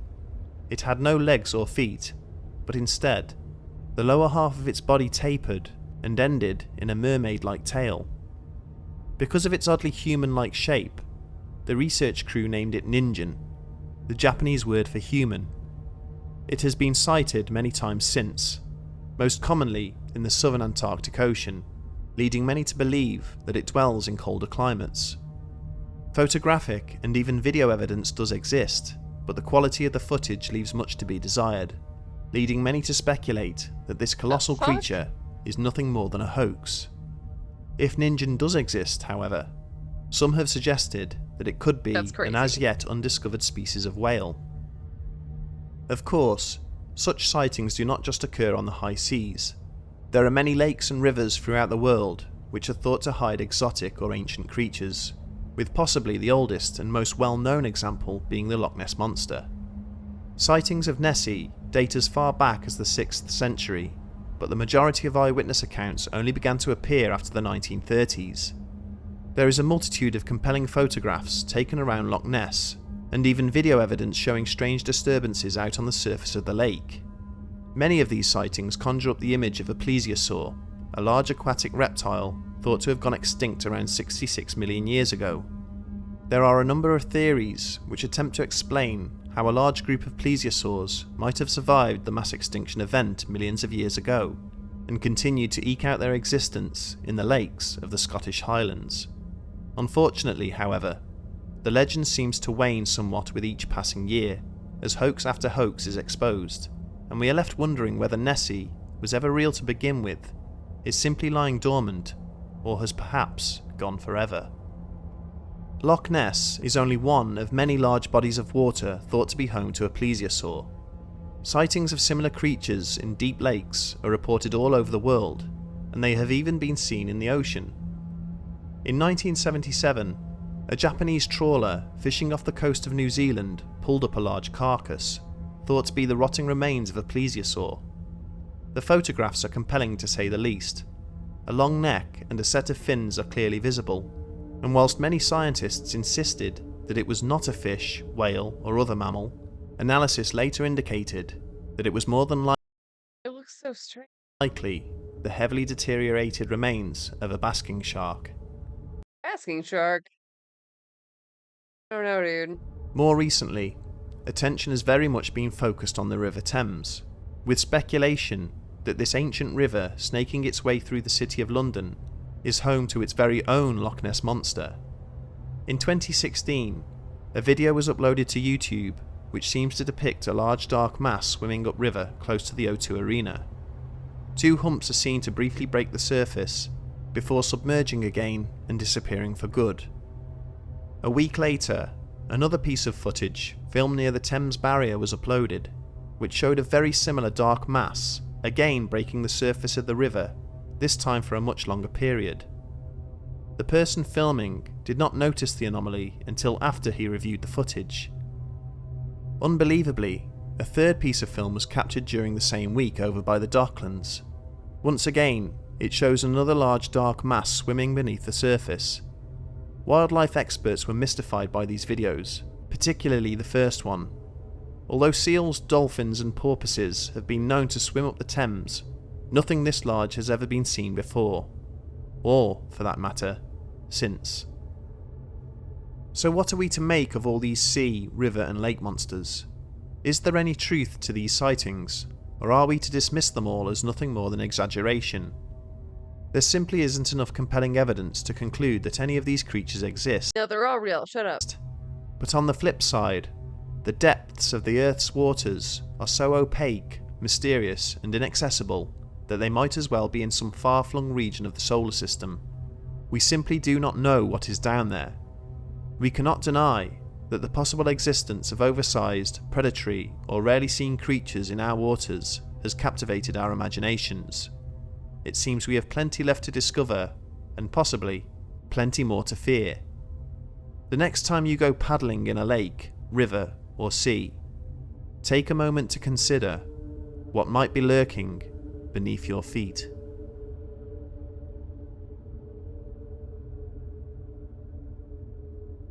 Real.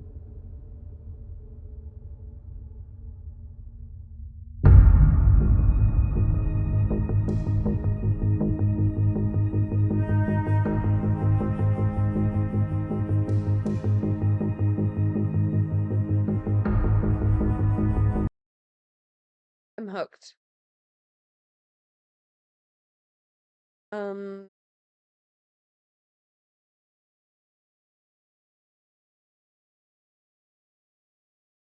Bones.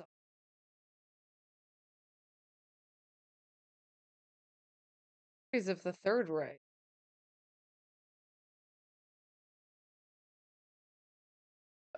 All that. Who are the men? Great question. Who are shadow people? Pretting man. These are like the same guy, right?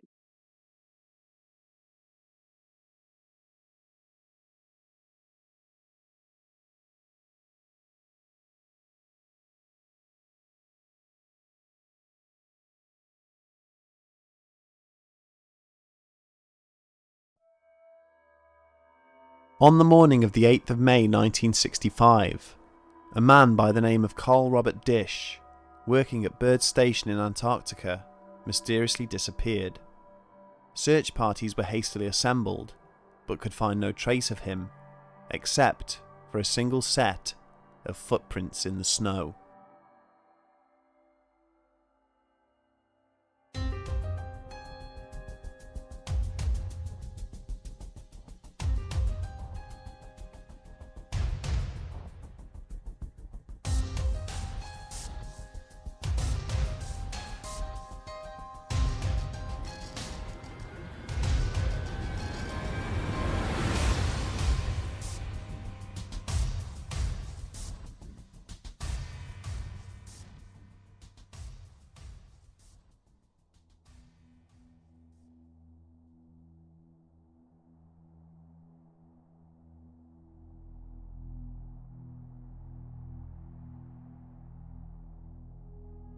Cold, vast and desolately beautiful, Antarctica sits as a stark reminder to all mankind that nature does indeed conquer all, for she is far too formidable a force in this part of the world for humans to contend with.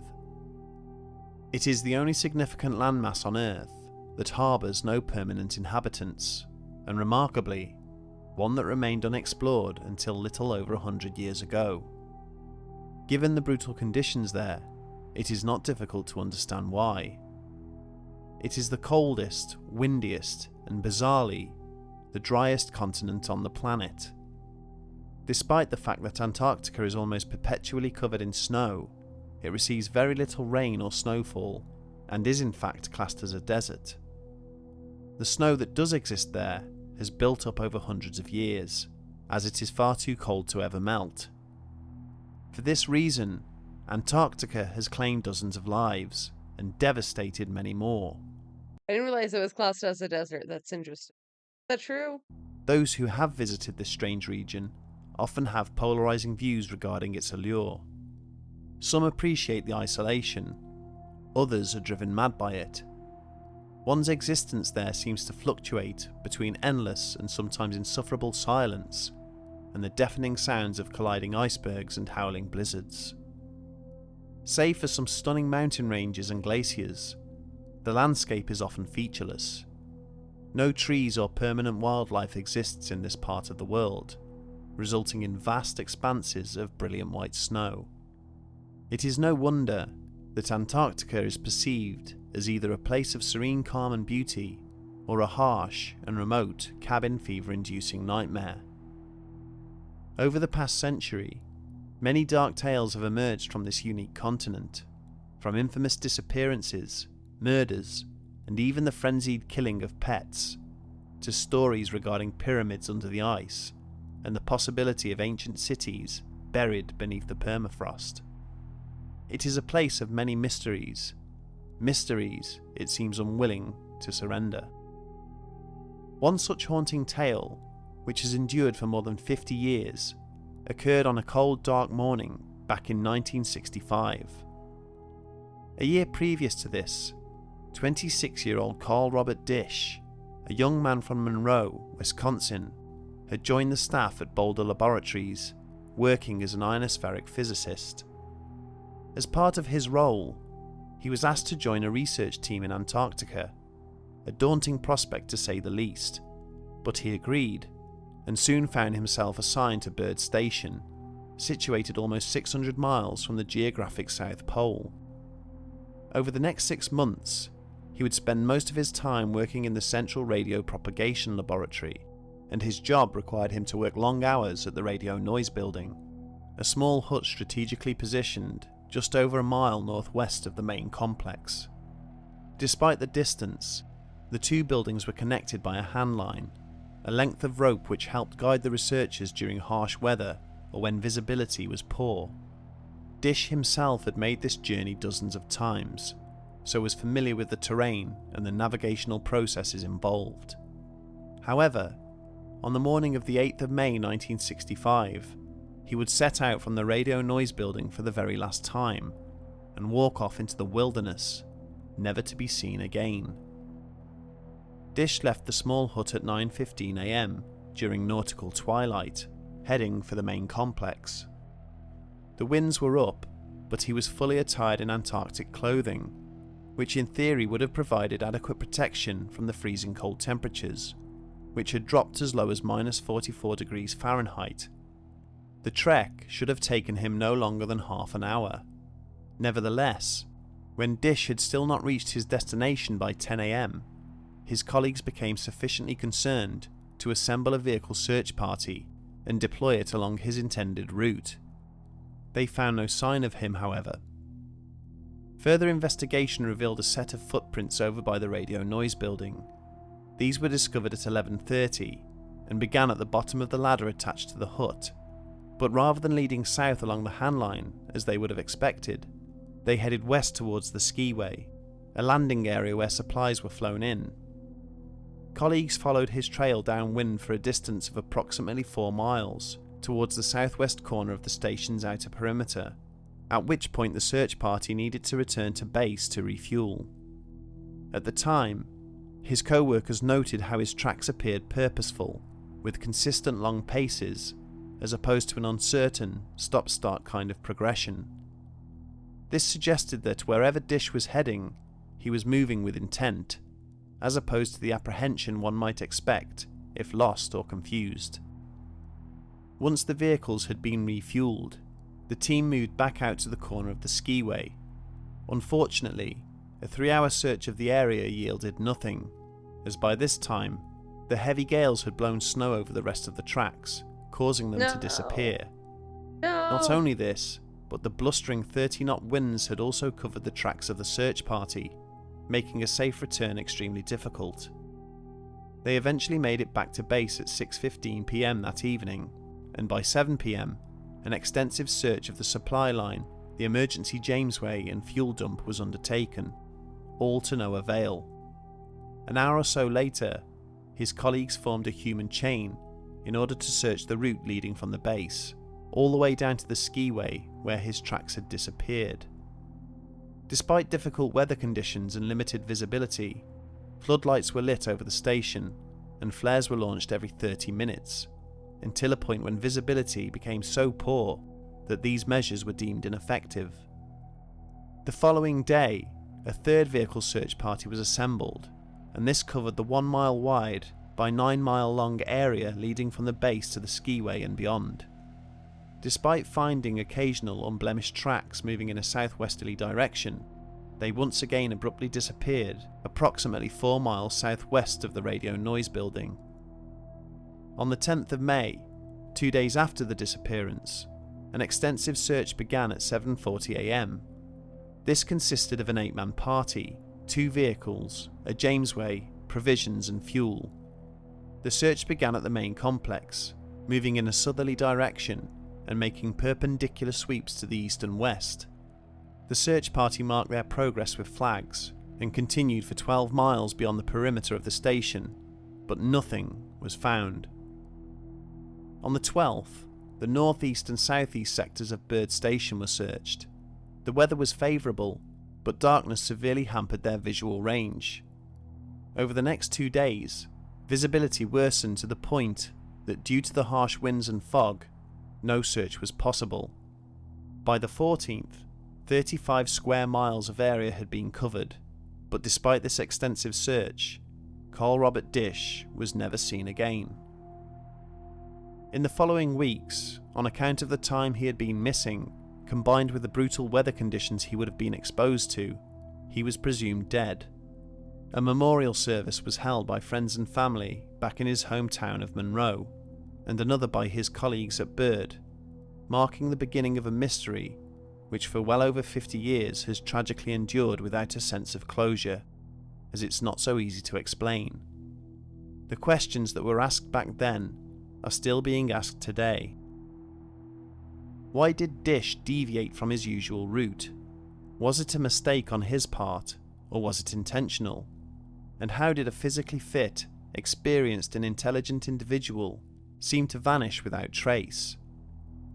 A number of theories have evolved over time in an attempt to explain what might have happened, some reasonably straightforward, and others requiring more of an open mind.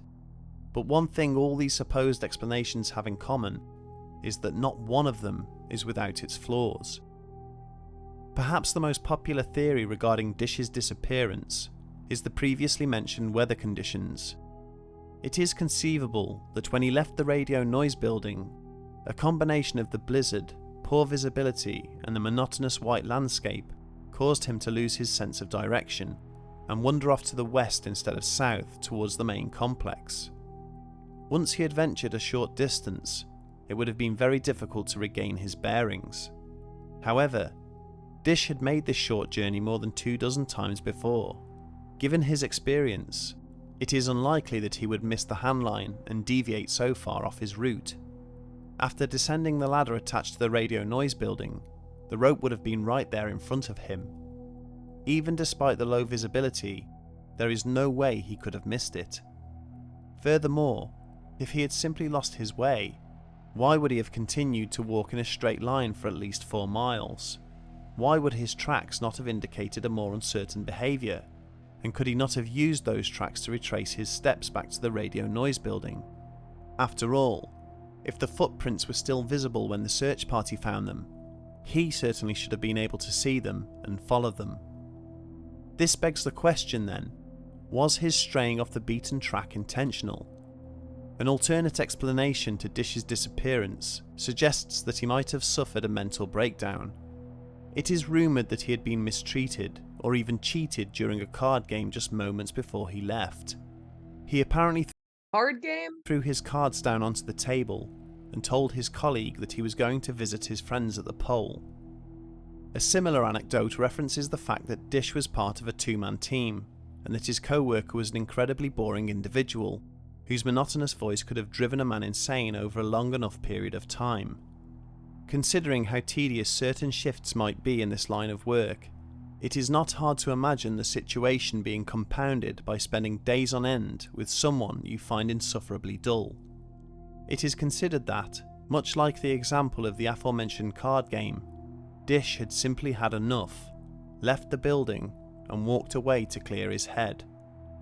But surely a man of his experience would have known that pursuing such an action would have been suicide considering the hostile environment, unless things had really gotten out of hand and he set off that morning with no intention of returning.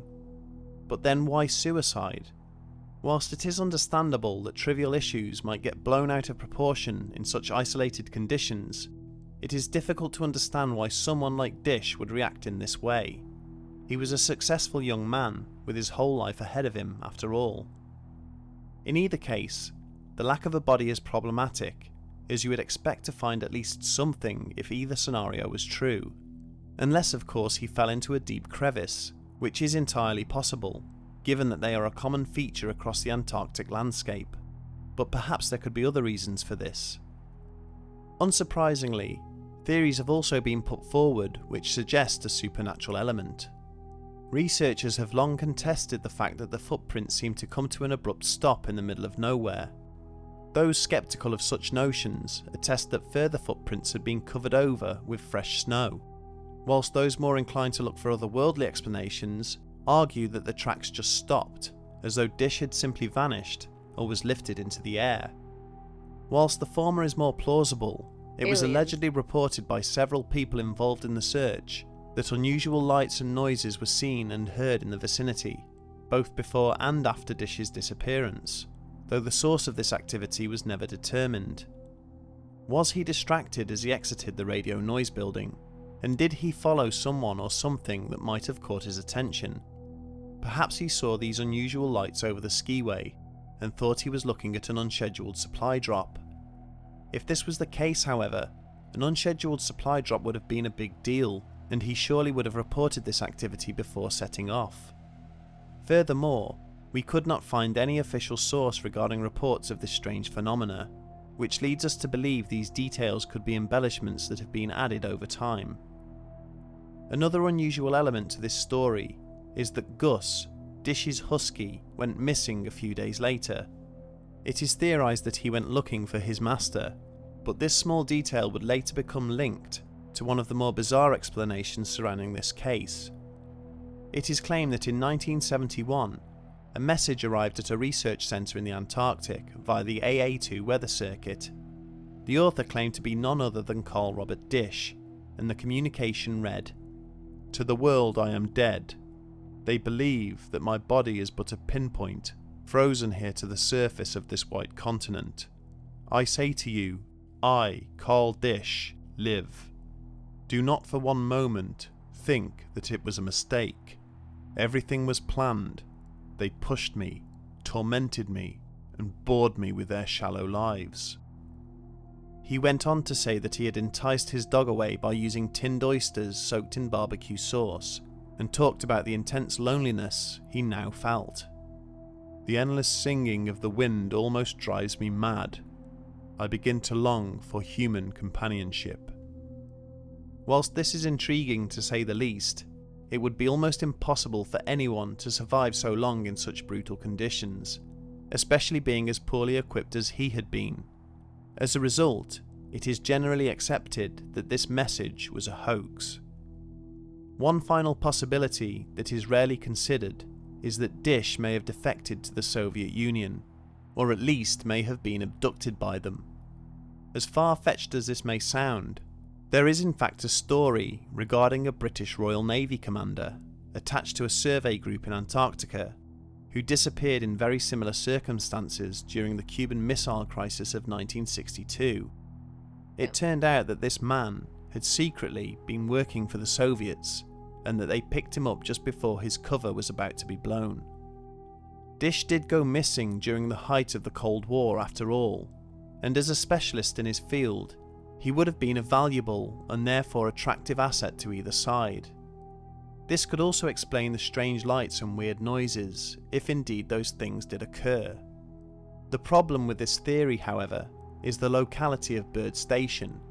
It was roughly 400 miles from the nearest coastline, and that is a massive distance to cover during an Antarctic winter. So unless his rescuers, or abductors, had a secret base nearby, this explanation is also unlikely. Despite the assortment of theories, it seems Doesn't seem that unlikely. That seems very plausible, actually. that not one of them is sufficiently watertight to draw a definite conclusion. What makes this case so intriguing is the contrast between the minimal amount of information available on the disappearance and the vast range of possible explanations put forward, despite none of those explanations standing up to intense scrutiny. Given the evidence, it seems most likely that Carl Robert Dish knowingly committed suicide. A combination of the secluded conditions, dealing with the same individuals day in, day out, the unbearable weather and depressing lack of daylight, may have all conspired together to push this young man over the edge. Antarctica is a strange place, which does strange things to people, and he would not be the first, and certainly not the last person to succumb to its dark gravitas. And even though his colleagues reported that he seemed fine within himself, the unfortunate truth is that some individuals are just too good at hiding how they really feel. Of course, we cannot say that this is what happened with any certainty. The more time that passes, the more the details seem to fade, not unlike a certain set of footprints. Perhaps there is something poetic in that. This beautifully desolate continent certainly has a way of keeping its secrets. May Carl Robert Dish be at peace, wherever he is.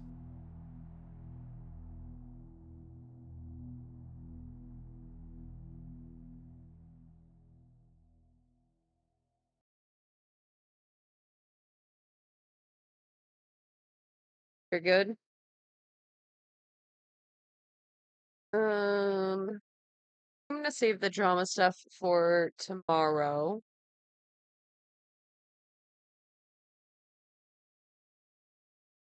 Let's. Oh, there's a part one to or part two to this. Oh, he did another one.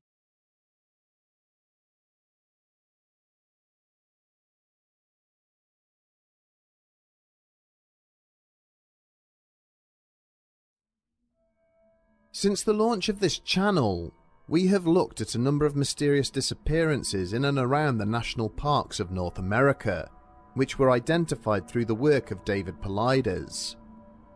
Over the next 2 episodes, we will be examining a cross-section of his research, which receives perhaps the least publicity and analysis, those of the near-missing 411.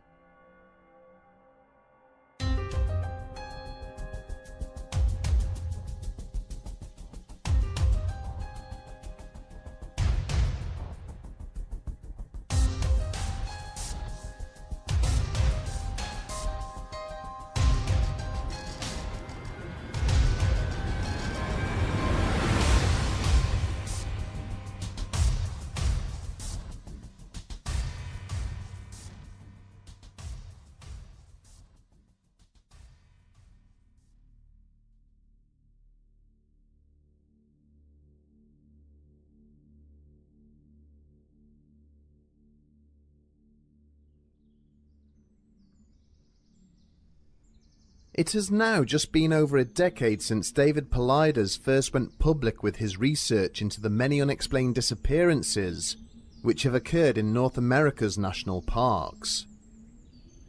His work is notable for the sense of mystery and downright eeriness it exudes, as well as the way in which it conveys the feelings of grief and loss experienced by the loved ones of those who have vanished. Amongst the many examples he has cited, it is commonly those cases in which little or no trace was ever found of the missing person which have received the highest degree of notoriety.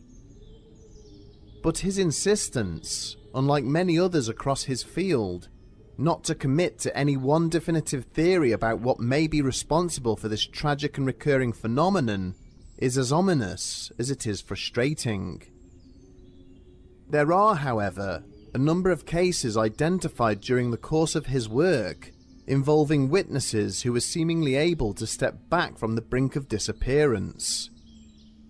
Otherwise unremarkable, salt-of-the-earth people whose extraordinary experiences have often been picked apart and ridiculed by their communities when they have been brave enough to come forward and share them. Witnesses whose stories suggest that Paulides could be correct in that there may be many possible reasons for so many disappearances which have occurred throughout the North American landscape. A common occurrence reported by countless hunters, hikers and national park employees has been referred to as the silence. This eerie phenomenon seems to strike at random, with witnesses finding themselves standing alone, the woods around them having gone deathly quiet. And whilst it would be expected that the presence of a nearby predator, or even themselves, may cause birds and other small animals to go quiet, witnesses report that this silence seems to go far beyond that.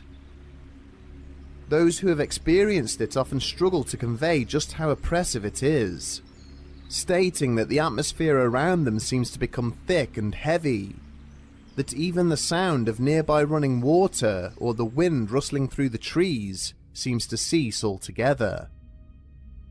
One witness described it as feeling as though in one instant they were in the natural physical world, and the next they were somehow transported to an imposter world. It was almost as if they were on a film set, which couldn't quite replicate their real surroundings. They also felt as if they were being observed by some unseen force the entire time. People react to this strange phenomenon in different ways, and more often than not, nothing sinister comes of it. But the experience of an unnamed park ranger working within the Smoky Mountains National Park suggests an even more mysterious element to this bizarre occurrence. In May of 1992, this park ranger, who we'll refer to as John, was midway through one of his regular patrols when he decided to stop and take a sip of water from his canteen. Unscrewing the cap from the small container, he slowly realized that everything around him had gone silent. Thinking that a large predator may be nearby, he walked across to a suitably tall tree and sat down on the ground with his back propped up against the trunk. In this way, he would be able to keep an eye out for any large animals without having to worry about anything creeping up on him from behind. As time passed, John began to get an overwhelming feeling that something was very wrong. Far above him, the branches of the trees continued to sway in the same afternoon breeze he could feel brushing across his face, and yet he could not hear any of the rustling or creaking he would have expected to. Turning his head left and right, feeling as if he had been wrapped in an invisible cloak of cotton wool which seemed to muffle every natural sound, he became increasingly unnerved. After several minutes, John became so spooked that he decided to get up and head back to the trailhead. But as he walked away from the tree he had been sitting against, he came to an immediate halt. Looking down, he realized that a portion of his right foot had completely disappeared. What? Everything from the crease of the toe cap forwards had entirely vanished. Staring in disbelief, he moved his leg forwards and was horrified to see more of his foot disappear. Did man take some mushrooms, or? When he pulled it back again, his foot reappeared in its entirety. Stepping back, John reached out with his right arm and was bewildered to see his hand completely vanish from sight. When he lowered it again, his hand reappeared. It was almost as if there was an invisible portal just in front of him. Feeling a tingling sensation in each of the affected limbs, the ranger decided not to venture any further and walked back to the tree, sitting with his back against it as he had done so previously. Hi, Gina. After another 5 or 10 minutes, the woodland sounds returned, and only then did John dare to venture forth and return to the trailhead, knowing in the core of his very being that he had just narrowly avoided becoming yet another missing person of the Smoky Mountains National Park. We're just watching a little creepy, spooky content. I don't know if you've heard about the missing 411, like a running conspiracy theory about missing people at national parks. Yeah, it's fascinating. I don't know. This guy like plotted a bunch of missing cases, and he started with like, things that could be explained that we like know why they probably went missing. And they all seem to like congregate around parks. They're still like trying to figure out why. I don't know. Also during the early 90s, a similarly disturbing and inexplicable incident would play out at a residential premises located on the outskirts of a small town in rural Michigan. As they had done so on many evenings, the two young siblings who lived at the address had been out playing in their backyard, which happened to back onto an area of dense woodland. At some point during their horseplay, the 7-year-old daughter of the family had launched the ball they were playing with into the tree line. Apprehensive of the shadows forming within, as the sun slowly made its way towards the horizon, she had insisted her older brother be the one to go into the woods and retrieve it.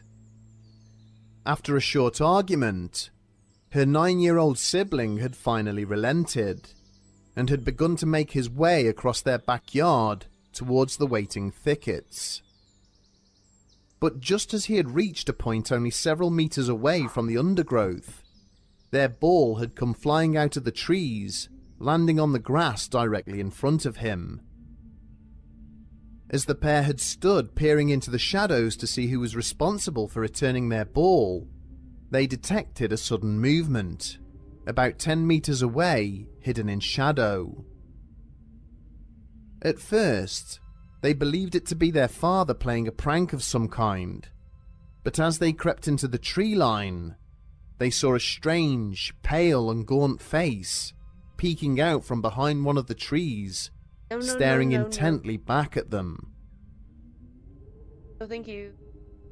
Judging by the height at which its head peered out from behind the tree, it was obvious that it was very tall, far taller than either of their parents, and it had a lank of jet black hair which hung down 3 or 4 feet in length. Probably want to like run away now. Despite its imposing height and strange features, the siblings still believed that it was their father wearing a mask and standing on a tree branch, messing around as he was known to do. As they advanced further inside the tree line, the strange face suddenly pulled back out of sight, and then almost immediately reappeared behind another tree about 10 meters further into the woods. The children had giggled and laughed, telling their father to knock it off, but the face remained staring intently at them without any hint of emotion. They advanced again, and sure enough, as soon as they had got to within 3 or 4 meters, the face withdrew and instantly reappeared behind another tree much further back. This happened a number of times, before the boy finally became frustrated and decided to run towards the apparent prankster, only for it to vanish from sight once again, and immediately reappear, this time a good 30 or 40 meters back into the woods. Not even 2 seconds had passed before its face had re-emerged. Even the younger sibling, who was just 7 years old, had realized that it would have been impossible. It means you are a far right authorization on ultranalytic. Hi, welcome in. What? How many bits are we talking? How about you give me bits first?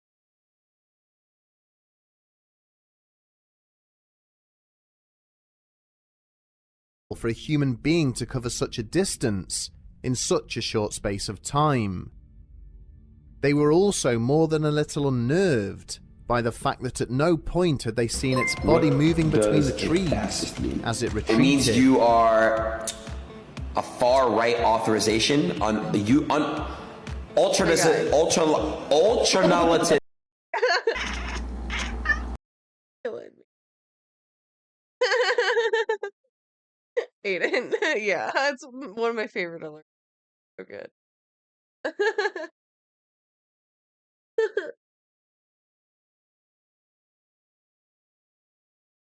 I will do it for 1,000 bits. The pair realized that when they turned back, they could no longer see their house through the trees. They were suddenly gripped by a feeling that something was not right. Only minutes had passed, and yet they seemed to be far deeper in the woods than they had ever dared venture before. It slowly began to dawn on the boy that he and his sister were being lured away from the safety of their backyard. Taking her by the arm, he Yeah, I have glasses. You're just gonna have to do the bits first. hurriedly began to lead her in the direction opposite to the setting sun.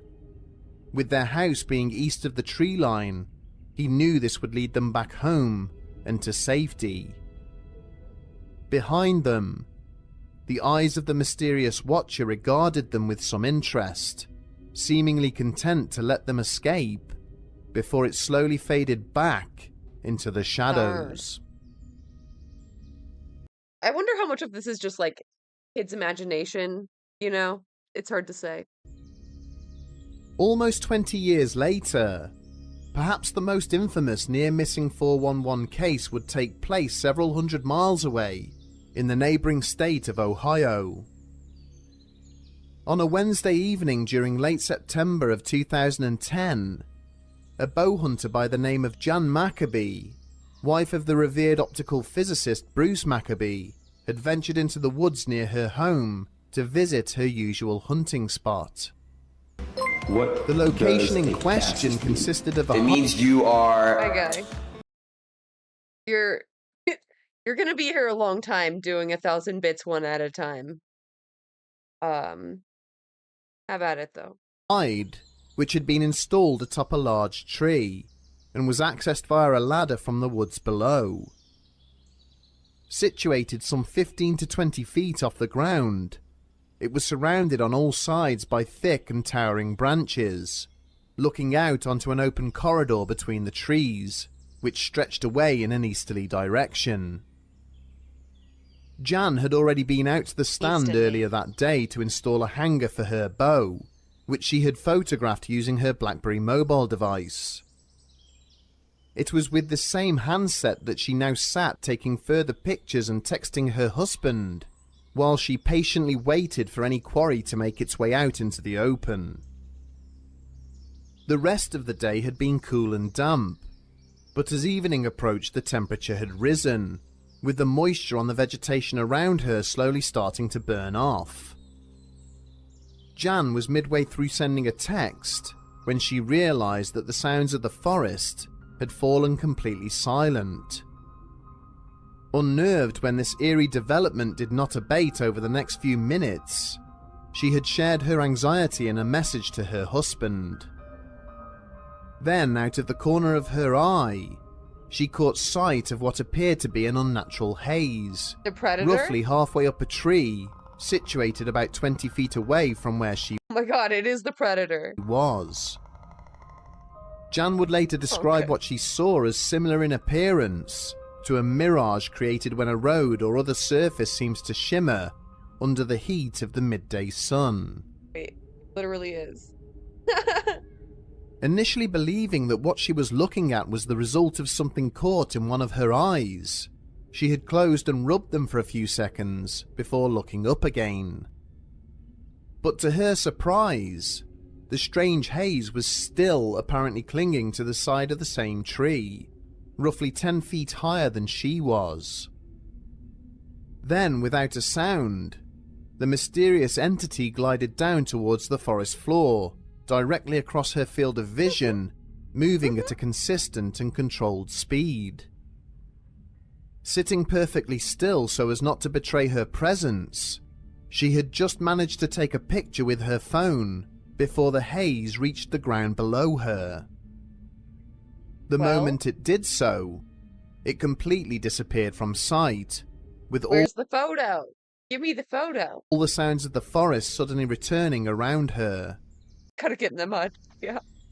Utterly perplexed by what she had just experienced, Jan took several more photos for comparison before cautiously clambering down from her hide. It would not be until much later that evening, over dinner with her husband and some friends, that she had related her experience. During the course of this conversation, Jan had produced her BlackBerry and examined the images of what she had seen for the first time. Her photo, which has now been evaluated by specialists across the globe, including her own husband, seems to depict some sort of reflective pattern passing directly before her. And although there is no defined shape to this strange distortion, it is apparently reflecting and diverting the light around it, creating a... Wait, did I literally watch this whole thing earlier? I think they like rewrote it. It's like slightly different, and I think the voice guy is different too. Oh well. Fuck it. We can still do part 2 next. a prism-like effect.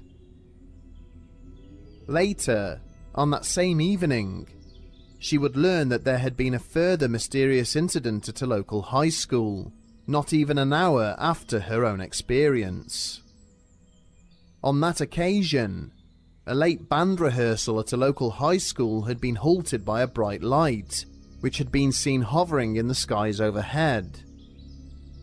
As the students had ceased their practice and watched on in wonder, this strange object had changed colour, and then shot off at some speed into the heavens. When relating each of these 3 incidents, it is of note that Paulides has never sought to expand upon them or offer any form of overarching explanation. And although all 3 are very different in nature, they are unified by the apparent lack of an overt hazard to those who experienced them. In each example, be it an encounter with a portal to an unknown destination, or an entity whose intentions are unclear, no obvious threat or danger was presented to the witness. And yet, in all cases, what was being experienced was so inexplicable and haunting in nature that those involved felt the need to disengage with it. In retelling these occurrences, one can only speculate as to what awaited them had they pushed the envelope and proceeded to explore just that little bit further. Join us next week, when we'll be recounting the tales of those who came even closer to never being seen again. Again.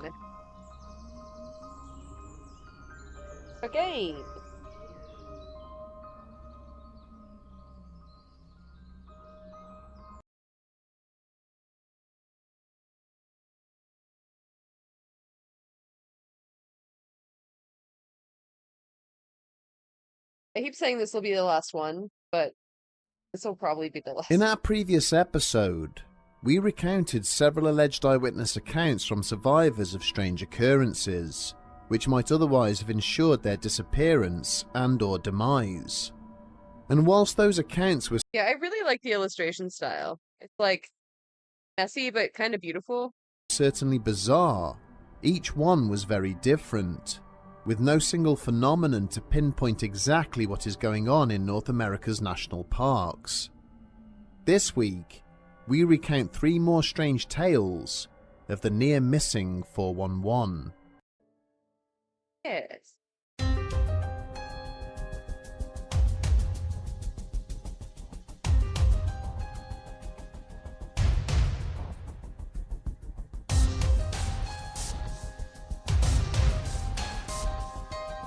Charcoal, yeah.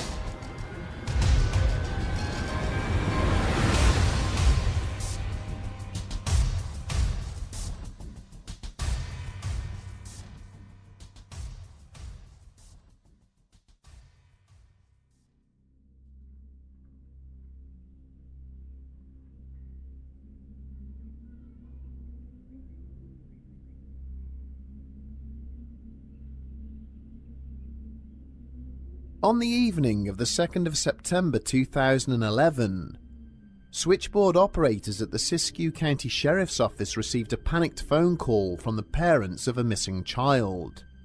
The fact that the boy in question was just 3 years old was worrying enough, but of much greater concern was the location he had apparently disappeared from. The parents' campsite was located in the foothills of Mount Shasta, a towering and inhospitable region which had claimed countless lives over the years. As a result, the area was soon flooded with personnel from every branch of the emergency services, as well as a sizable group of civilian volunteers.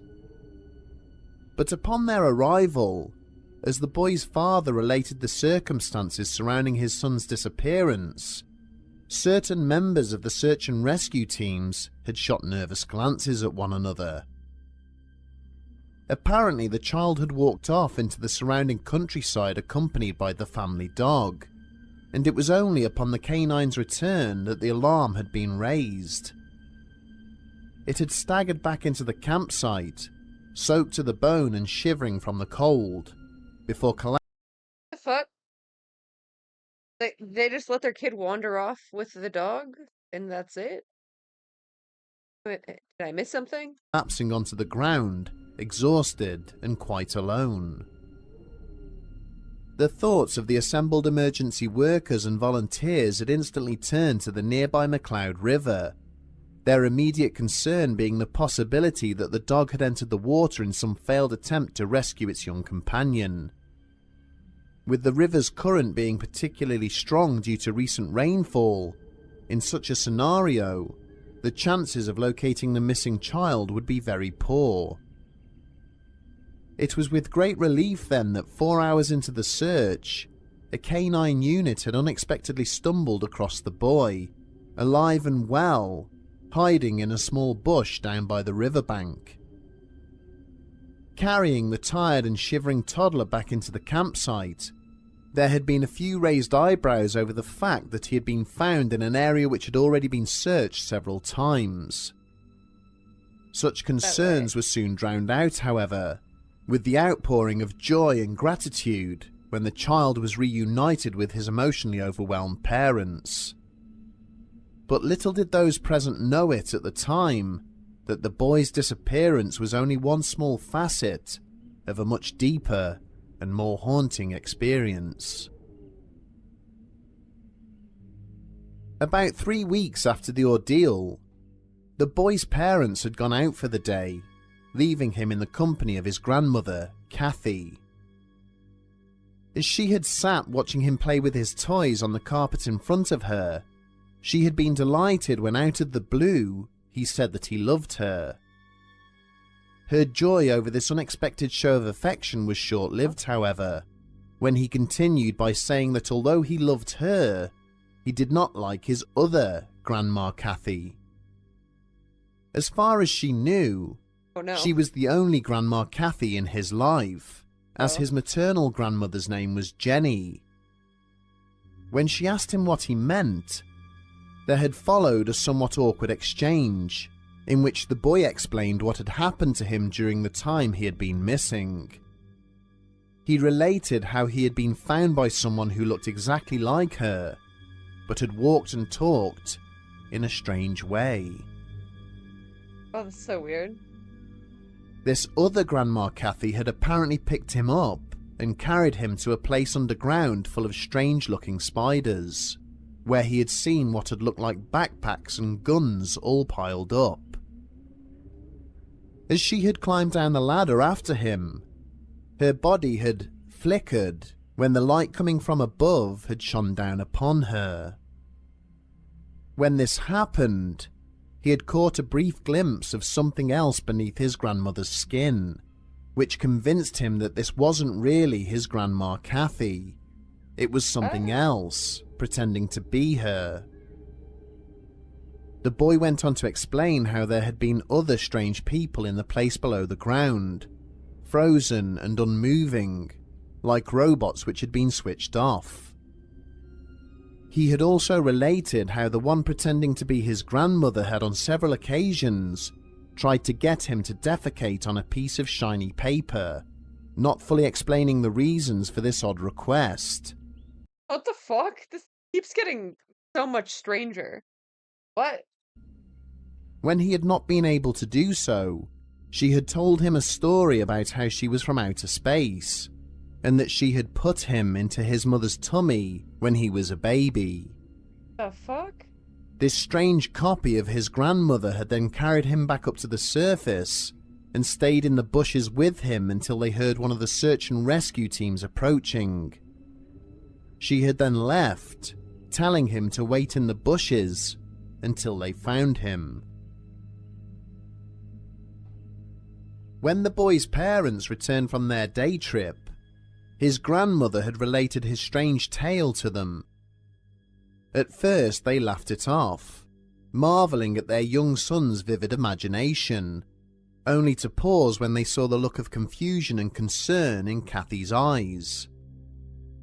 Nervously, she began to explain how a year previously, she had also been camping with a friend down by the McLeod River when she had an unsettling experience of her own. Awakening one morning, she had found herself lying face down in the dirt outside her tent and sleeping bag, with no recollection of how she came to be there. Not long afterwards, she had been violently sick and had discovered a strange mark on the back of her neck. She had initially assumed that she had been bitten by a snake or spider, until her friend emerged from his camper van nearby, exhibiting the same dreary symptoms, and with an identical mark in exactly the same place on the back of his neck. When they spoke of what happened the night before, they discovered that all they could remember was seeing a pair of mysterious red eyes regarding them from the nearby trees. Everything else was a complete and utter blank. 400 miles to the south of Mount Shasta, a similarly bewildering occurrence would befall a young couple hiking through one of North America's most beautiful, yet notorious national parks. The pair had arrived at Yosemite as part of a larger group of friends who had embarked on a week-long camping holiday. Midway through their vacation, they were hiking near an area called Glacier Point, when they realized just how far they had pulled ahead of the rest of their companions. They decided to sit and wait near a small boulder field, and had been chatting for about 10 minutes when it suddenly dawned on them that the night had closed in. This was immediately troubling to them, as they could have sworn it was no later than mid-afternoon. A quick check of their watches confirmed this, displaying the time as just after 3 p.m. Their first thought was that perhaps a solar eclipse had occurred, of which they were unaware, but this idea was quickly dismissed when they saw that the sky was full of stars and accompanied by a crescent moon. Standing alone in the night, with little in the way of equipment to make camp, they had begun to discuss the options available to them. But within minutes they became aware of raised voices, heading back down the trail towards them. After a short time, they could make out their names being called, and with the greatest sense of relief, they had answered.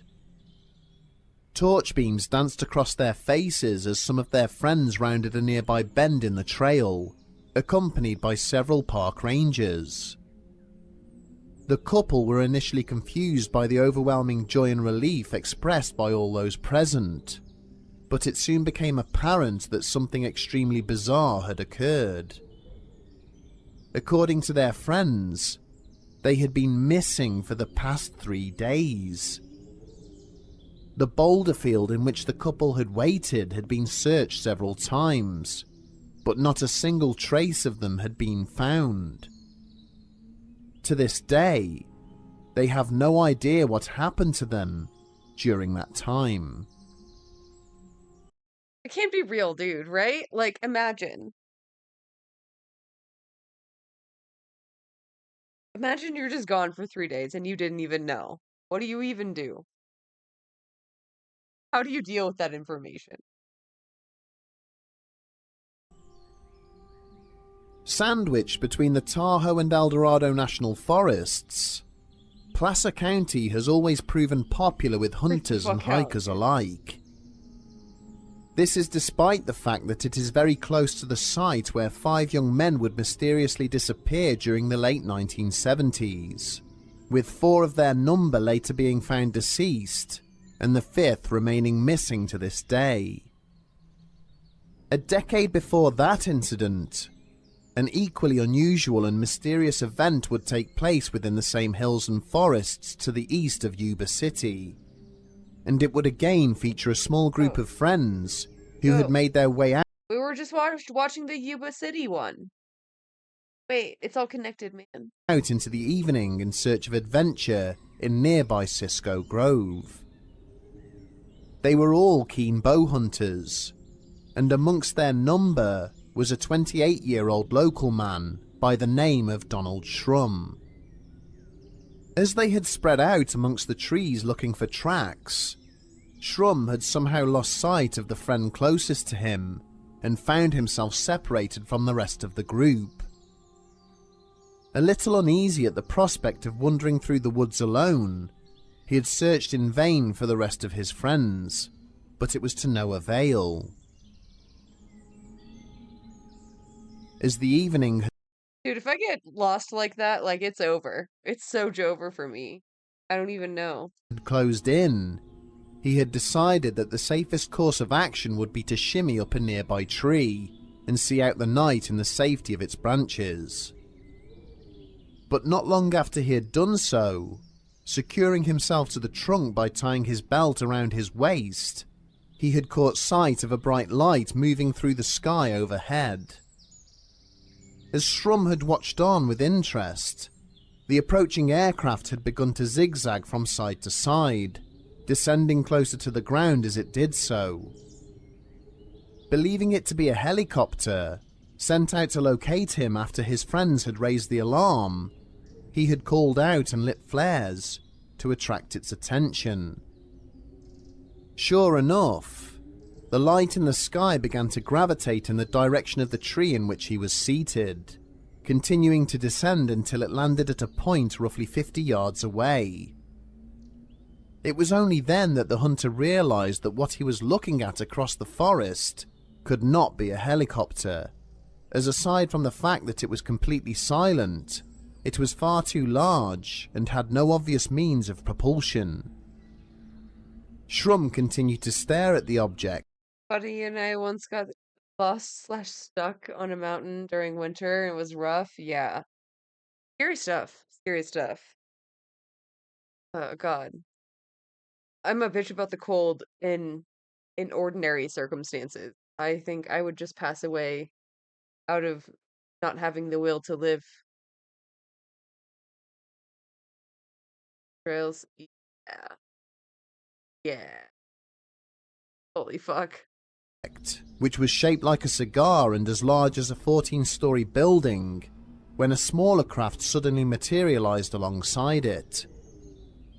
This lesser vessel then approached, coming much closer to the tree before landing on the ground nearby. Shrum stated that 3 figures, bedecked in silver reflective suits, then emerged from its interior. As he looked on, 2 of these figures, who he would later estimate to be around 5 feet tall, stayed with the craft whilst the third, 5 foot which was nothing. much larger, began to make its way towards him.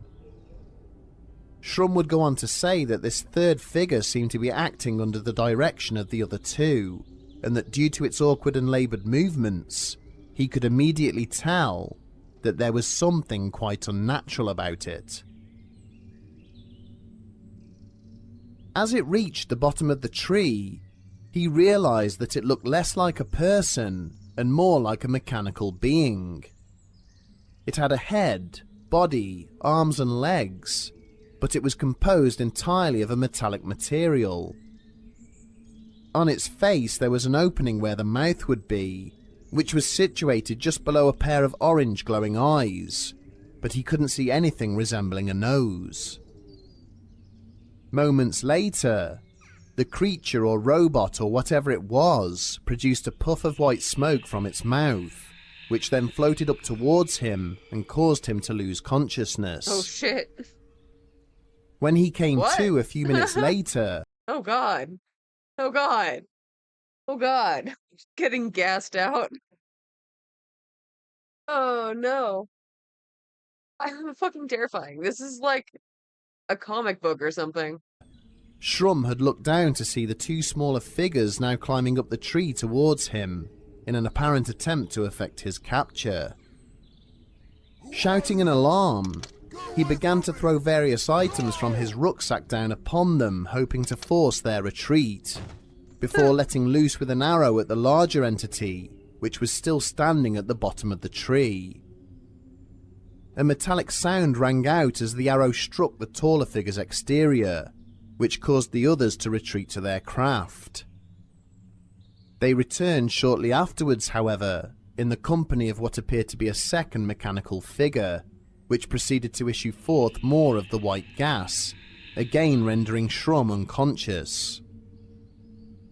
Coming to for a second time, the hunter once again saw the 2 smaller creatures climbing the tree towards him, but this time they were much closer, their outstretched arms mere inches from his feet.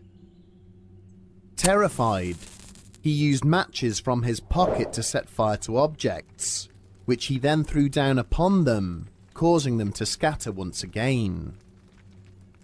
Shrum would spend the next hour or so fighting off further attempts to capture him, before he blacked out following a 3rd dose of the mysterious white smoke.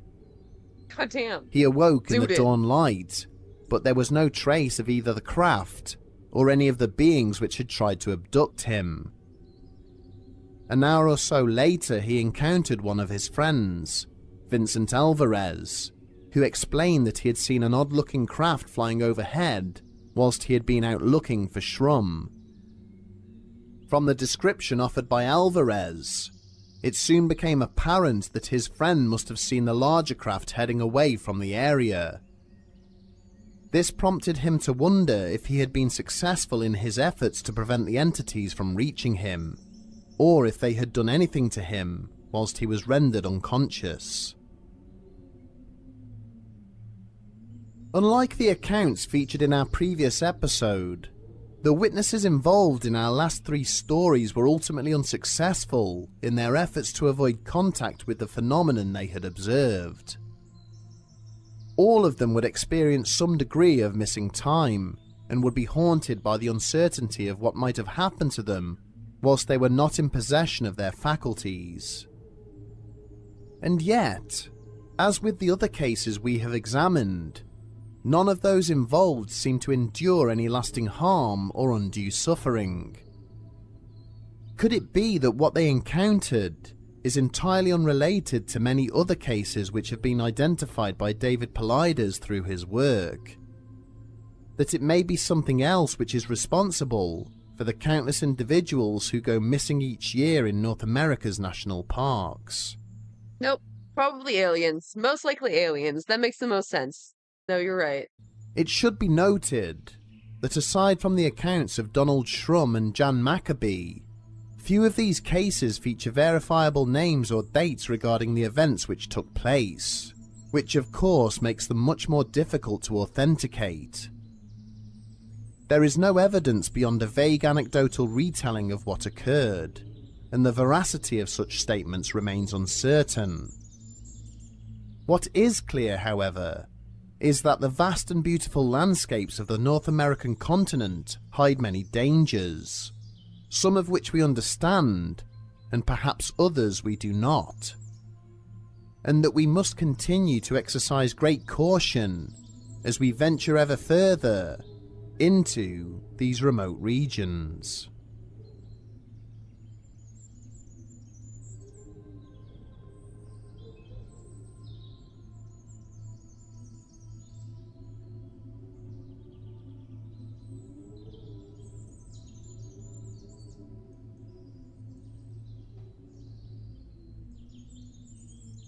Very good.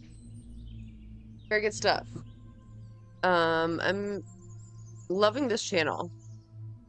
Very soothing, cozy content.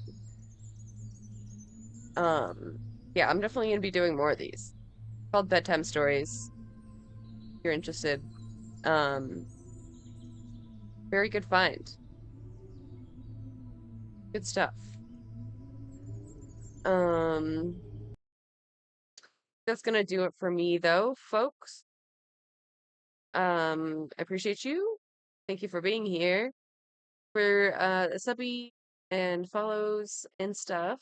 Probably just gonna go hang out and eat food and watch Kaya. So if you want to meet me over there, you know what it is. Have a good one. Take care of yourself. Be good. I'll be back tomorrow. Bye.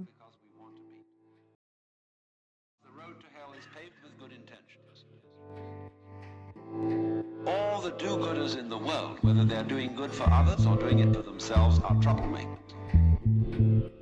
We white Anglo-Saxon Protestants, British, German, American, have been on a rampage for the past 100 or more years to improve the world. We have given the benefits of our culture, our religion, our technology to everybody. And we have insisted that they receive the benefits of our culture, even our political style, our democracy. You had better be Democrat, or we'll shoot you. And having conferred these blessings all over the place, we wonder why everybody hates us. Because sometimes doing good to others, and even doing good to oneself, is amazingly destructive. Because it's full of conceit. How do you know what's good for other people? We can change society. We can get enormous enthusiasm going out of the idea that there is a revolution afoot, and that this revolution is going to set everything to right. Do you know a revolution that ever set anything to right? Whether the revolution came from the left wing or from the right wing. When we have a great system, and great power to put it into effect, there is always more violence, more bloodshed, more trouble. Diabolical things are done in the name of righteousness. We don't change. We're doing the same thing today, but under different names. We can look back at those people and see how evil that was, but we can't see it in ourselves.